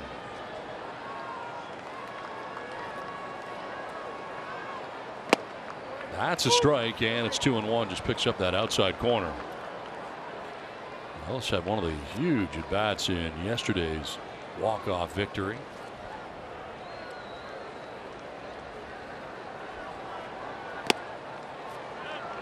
Just missed. 3-1. Yeah, taking a walk in that 9th inning, passing it along to the next guy. Corey Spangenberg then drew a walk. And then the guy on deck, Francisco Mejia, cleaned him up with the walk-off, the grand slam. Nellis takes ball 4 and walks to begin things here in the 8th inning. That is just the 3rd walk allowed by Suarez, and the first since the 2nd inning. Well, Francisco Mejia here yesterday afternoon with a walk-off grand slam. Dramatic fashion, the victory for the Padres. They grabbed the final game of that 3-game series against the Texas Rangers.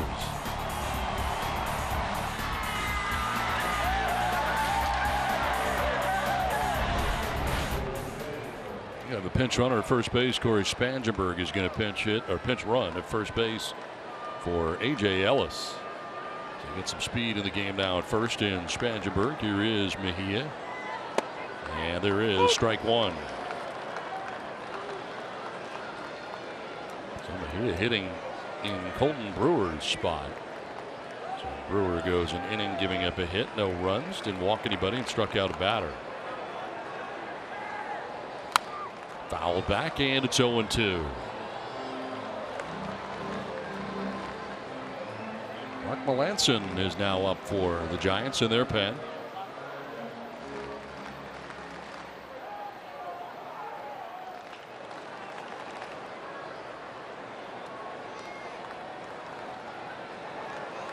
Swing and a miss, and Mejia strikes out. Suarez gets him on a high fastball at 92. Strikeout number 4 of the night for Suarez. Well, Suarez knows that, I've got 2 strikes. I can afford to go out of the zone. I don't have to throw him a strike. He could choose with the changeup. He could go with the breaking ball down and out of the zone, but he elects on that one to go up and out of the zone with the 4-seamer, and he's fishing for it. Mejia goes down. 1 out, 1 on. Here's Will Myers.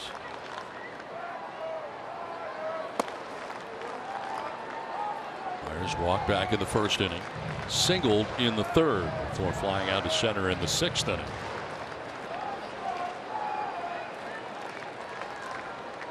Will about straight away and pretty deep around the outfield. Grounded up the middle, ranging the second baseman. Panic flips to second. They get the lead runner there. It's Spangenberg.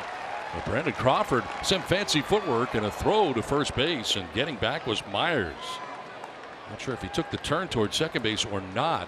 But they tried anyway to get Myers at first base. He got back. Well, some fancy footwork, as you mentioned, Don, and the glove work right up the middle. I wonder if Suarez got a little piece of that one, but Crawford, as he catches that ball from Panic, then he's got to try to find that bag. He gets right on the top of it for the force out to get that lead runner. Here comes Bruce Bochy. He is going to take the baseball from Suarez. Very surprising here. 4-1. Giants have the lead.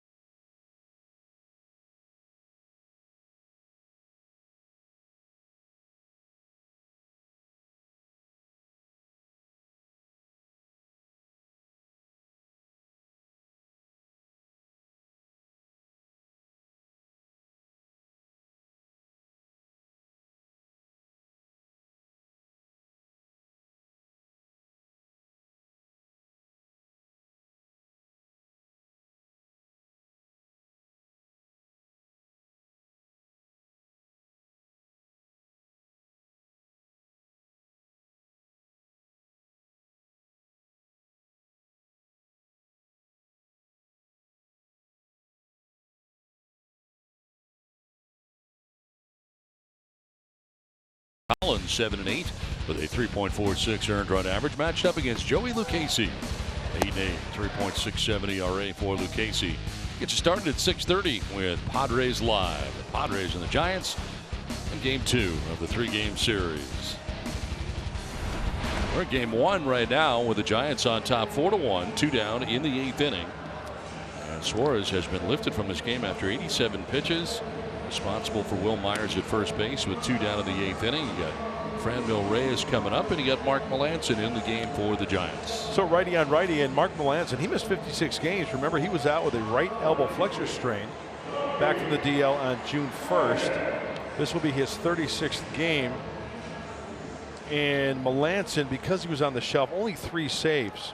Will Smith is the guy that Bruce Bochy usually goes to in the 9th. So maybe one hitter here for Melancon. He inherits that base runner at first base. Franmil Reyes standing in here with Myers at first and 2 down in the 8th inning.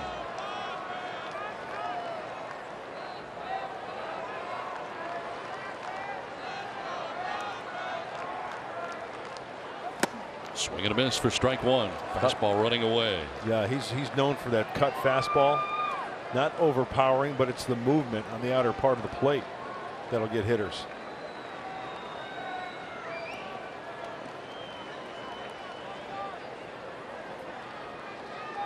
Myers with a very short lead at first base, held on over there by Garcia.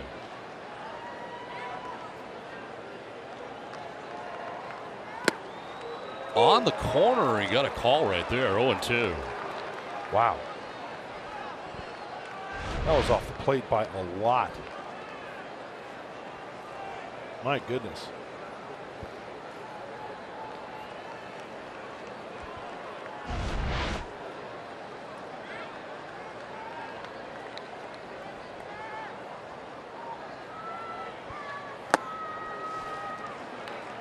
One and 2.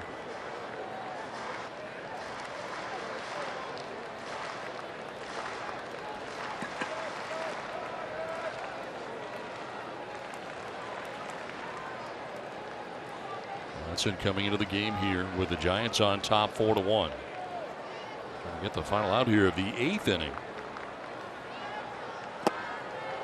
Runs it away, 2-2. O'Neill tonight has struck out looking, got it into a 4-6-3 double play, and singled to right field. 1 for 3 night for the Padres right fielder. Hunter Renfroe waiting on deck. If Reyes could get on, Renfroe would be the tying run.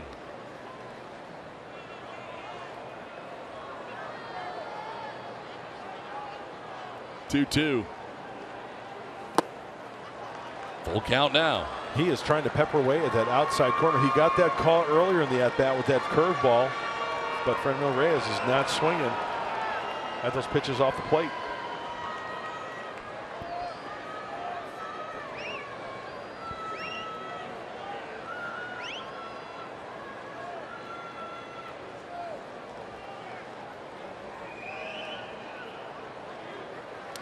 Ball 4 and he walks him. So the tie run will come to the plate. And Suarez was lifted from this game with 87 pitches and have been dealing tonight.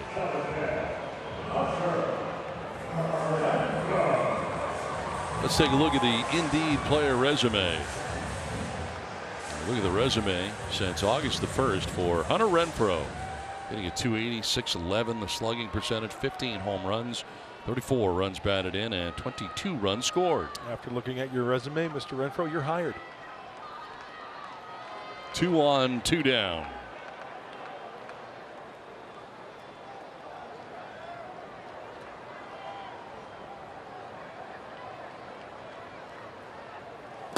Renfroe takes strike 1. And up right over the heart of the plate. Right down the middle.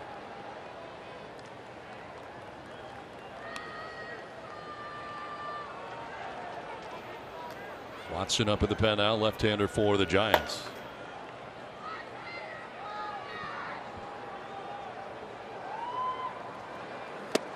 Strike 2. That time on the outside corner.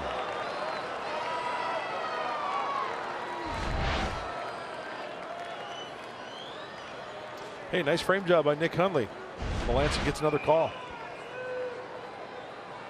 You know he's going to go right back out there. Tried to do that to Reyes. Yep.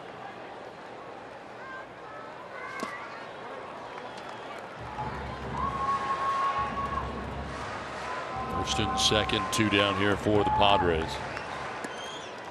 Not scored since the second inning. The Giants on top 4-1, tying run at the plate here in Hunter Renfroe. 23 home runs on the year. 1 for 4 in his career against Melanson with a single.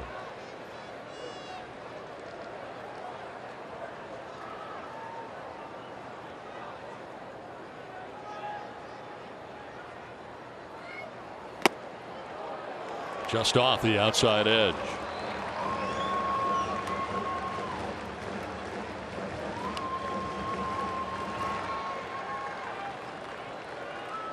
Hosmer waiting on deck. 10 pitches so far for Melanson. 6 have been balls. Tell you what, if he keeps going away like that, Hunter's got to think that way. There's a huge gap in right center field.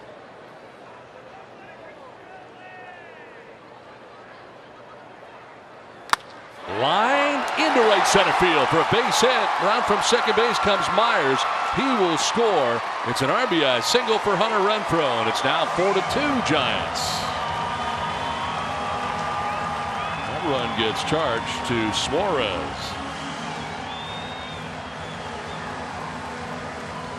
I remember Matt Stairs, the hitting coach for the Padres, mentioning to me why Hunter Renfroe has been so successful. Recognition of pitches.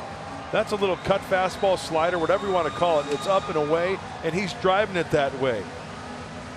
Remember earlier in the game when Hunter flew out deep to right center field? Well, same approach there, driving in a run to cut the Giants' lead in half. Bruce Bochy back out there to make a change. It's 4-2 Giants.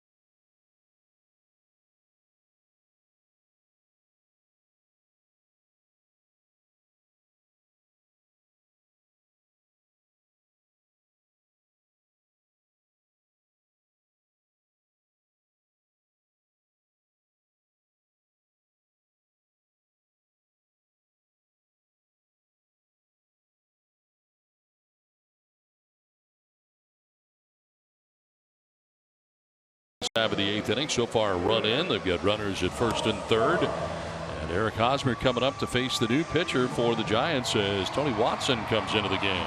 Well, the veteran left-hander has been in situations like this before. Now the Padres cutting the Giants lead in half. 68th game for Tony Watson. Nice ERA at 2.7. More strikeouts than innings pitched. Really good splits at lefties and righties. He's held opponents scoreless in 16 of his last 19 games. Well, the Giants have blown 29 saves. They are the leader in the National League in that category. Bochy decided to take Suarez out of the game after 7 2/3 of an outstanding outing and only 87 pitches.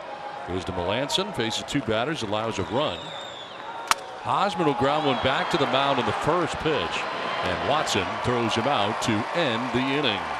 Giants have a 4-2 lead. To the 9th we go.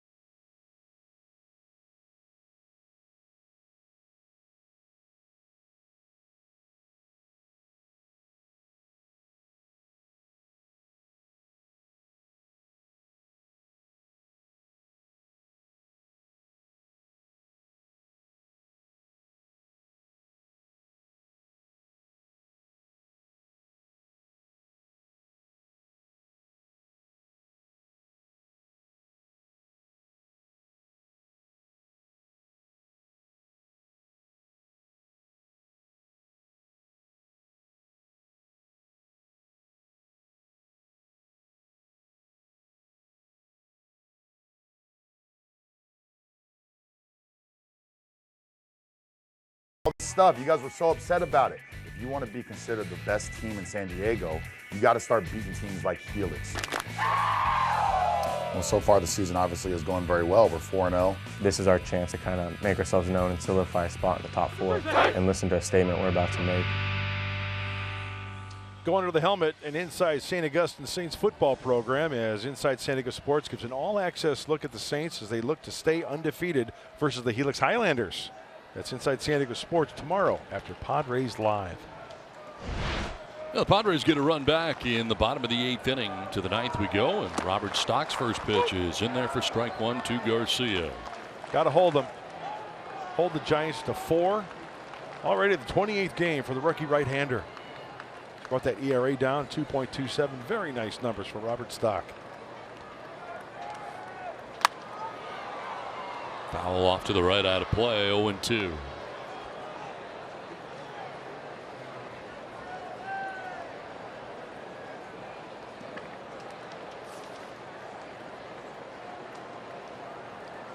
Garcia tonight has struck out, single to drive in a run, and flied out to center.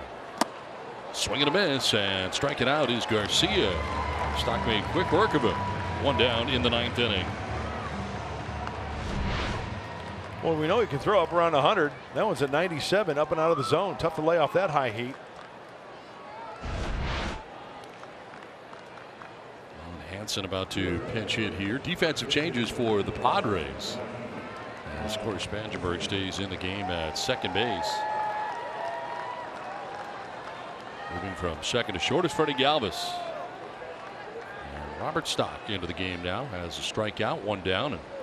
And here is Alan Hansen to pinch hit in the pitcher's spot. In there for strike 1. You know what's impressive about that last pitch? That's a lane changer at 98. That's impressive. On the inside part of the plate. Good luck trying to hit that. Robert Stock has really come a long way. It's good to see his progression at the big league level. 99. Last 22 games for Robert. ERA of 1.13. That's for 32 innings. Only 4 earned runs. The other way, and that's going to drop in for a base hit. Over is Renfroe to play it. Hansen with a wide turn, but he'll hold on with a 1-out base hit. Well, the Giants have a base runner here in the 9th inning as they turn the order over. And Gregor Blanco coming up now for the Giants.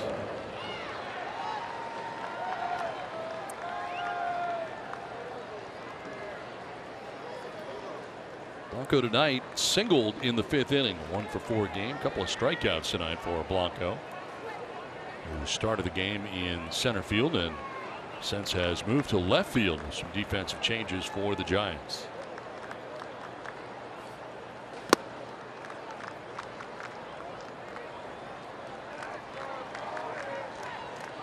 Looking ahead to the bottom of the 9th inning, Hedges, Galvis, and Margot. And Will Smith is up in the pen right now for the Giants. Throw to first. That was relatively close, but back safely is Hansen on the dive. Was he lean a little bit or just got caught flat-footed there, diving towards the outfield part of first base, which is the right way to go back to the bag on a pickoff. Over there again.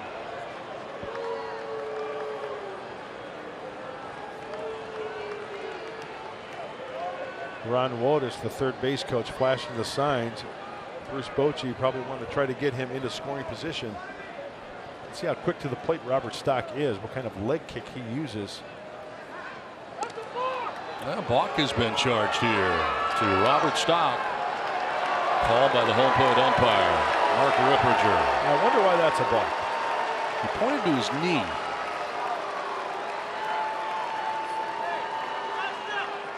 And he's saying that's a good pickoff move.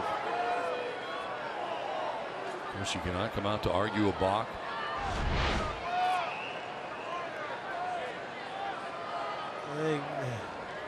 Did he kind of twitch a little bit before he spun and turned? Kind of tough to tell there. So Balk has him into scoring position, and here's a foul down the left field line.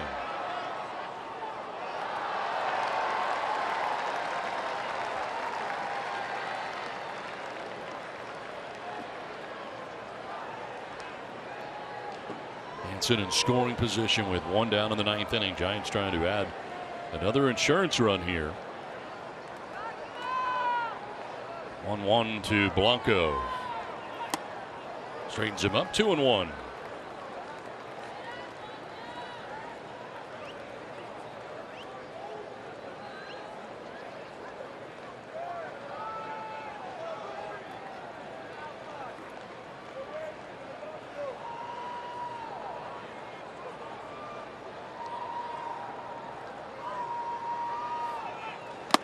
Swinging a foul tip, 2-2.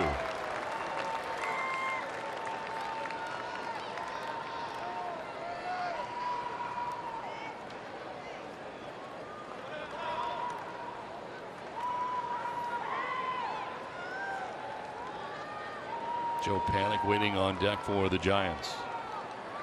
2-2 pitch on the way here. And just fighting it off foul, staying alive. Here's Gregor Blanco.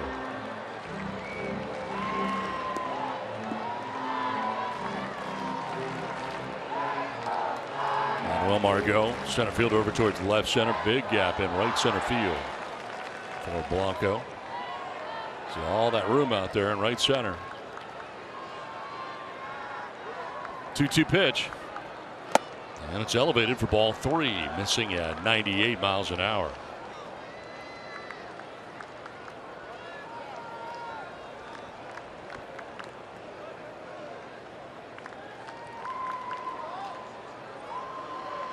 Hansen getting his lead at second base. Rolled over, foul, will do it again.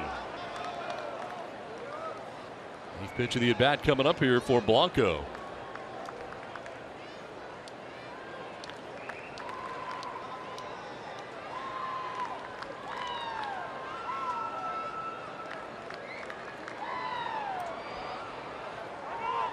Time call.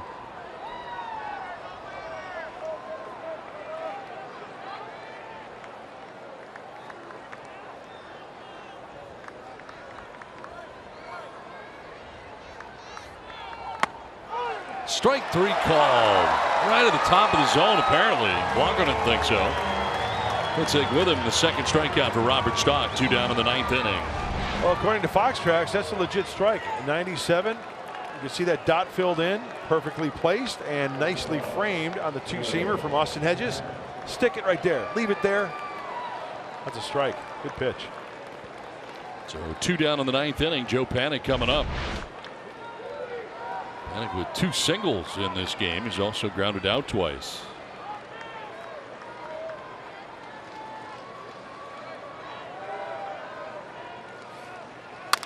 Chops it to first base. 2 big hops, and Hosmer will take it himself to the bag. We head to the bottom of the ninth inning. Giants on top 4-2.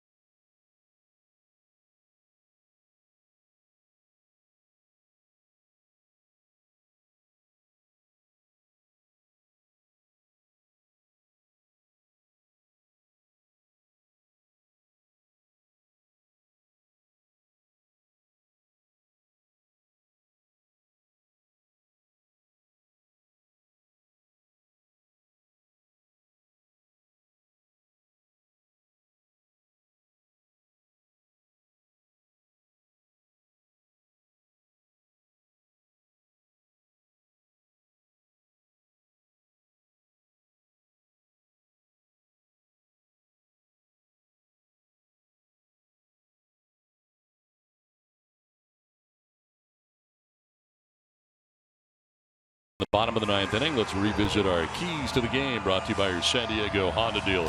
All right, well, one of the big keys was keep the Giants homerless. 2 home runs. Brandon Crawford, Evan Longoria.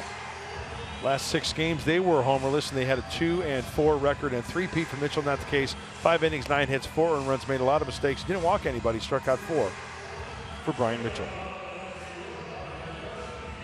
Now it's on to the bottom of the 9th inning, and Will Smith into the game now for the Giants. 12 saves for the left-hander.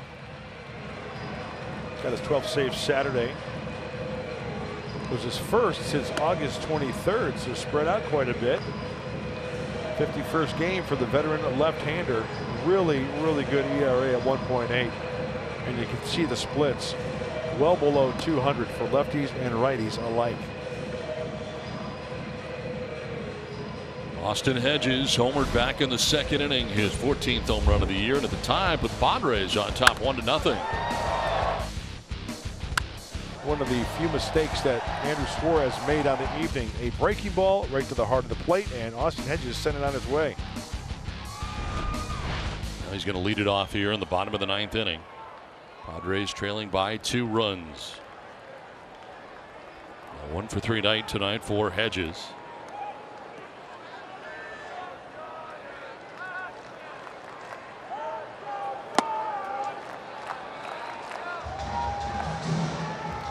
Shift on Hedges with Joe Panic, second baseman, going to the left side of the infield. Stacking it up on the left side.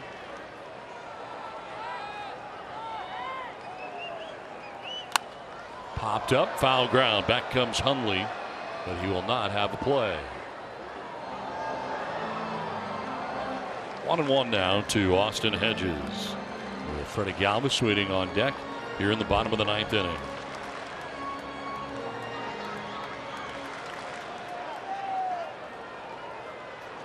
There's Galvis, then Margot, expected here in the bottom of the 9th.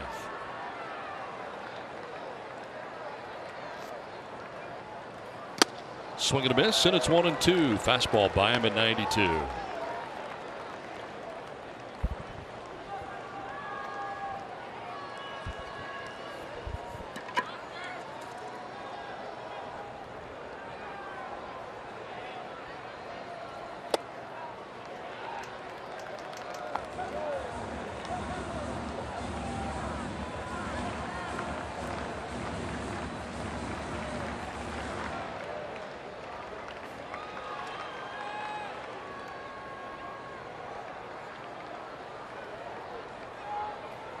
Straightens him up. Full count now to the leadoff hitter in the bottom of the 9th inning for San Diego.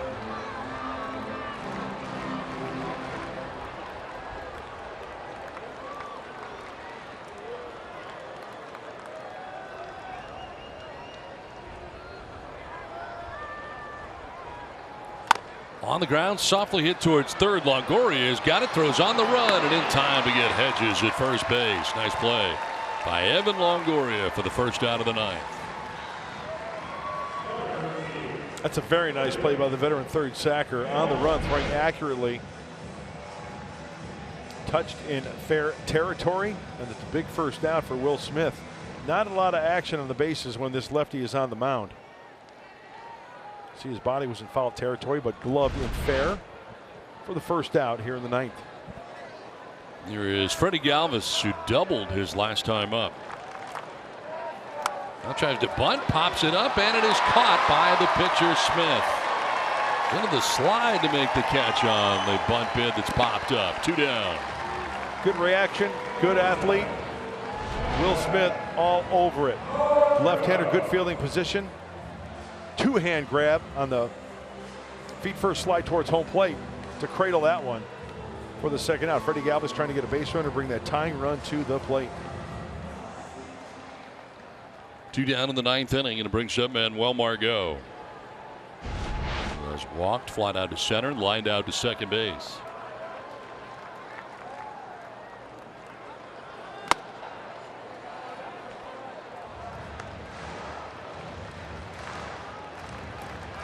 Giants have left 7 men on base. Padres have left 5 men on base.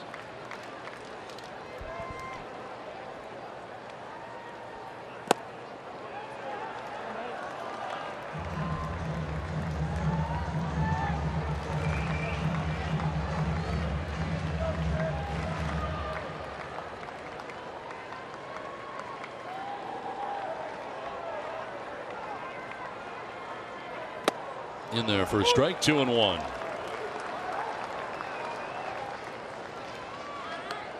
Margot has walked, flied out to center, lined out to second base. That's here with 2 down in the 9th inning.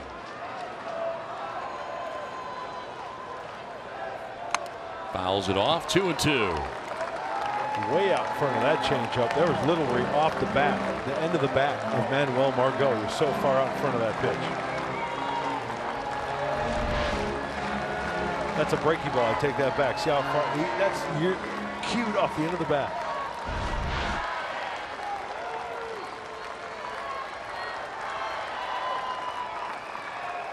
Will Smith with a 2-2 pitch. And Margot flips it down the right field line, headed for foul ground. It'll land harmlessly in foul ground and jump up into the seats. Austin Slater, the right fielder, giving chase, but no chance to get there.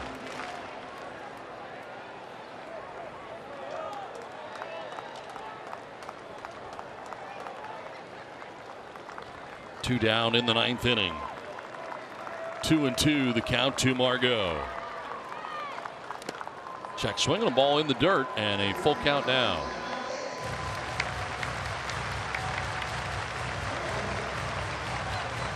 Austin Hedges grounded out to begin the inning. Freddie Galvis popped out on a bunt bid. Now a full count to Manuel Margot with Corey Spangenberg hoping to get a chance. Margot pops it up left side of the infield. Third baseman Evan Longoria makes the catch, and that ends the ball game. Well, the Giants come into Petco Park and take game 1 of this 3-game series as they down the Padres 4-2 in the first of 3. It's time for Padres Live. Mike Pomeranz, what's in store? Well, Donnie, we're going to take you all around the National League West, get that playoff picture a little more crystallized for you. Also, you hear from Andy Green, and we'll discuss the start tonight by Brian Mitchell. We'll see you in moments on the postgame show.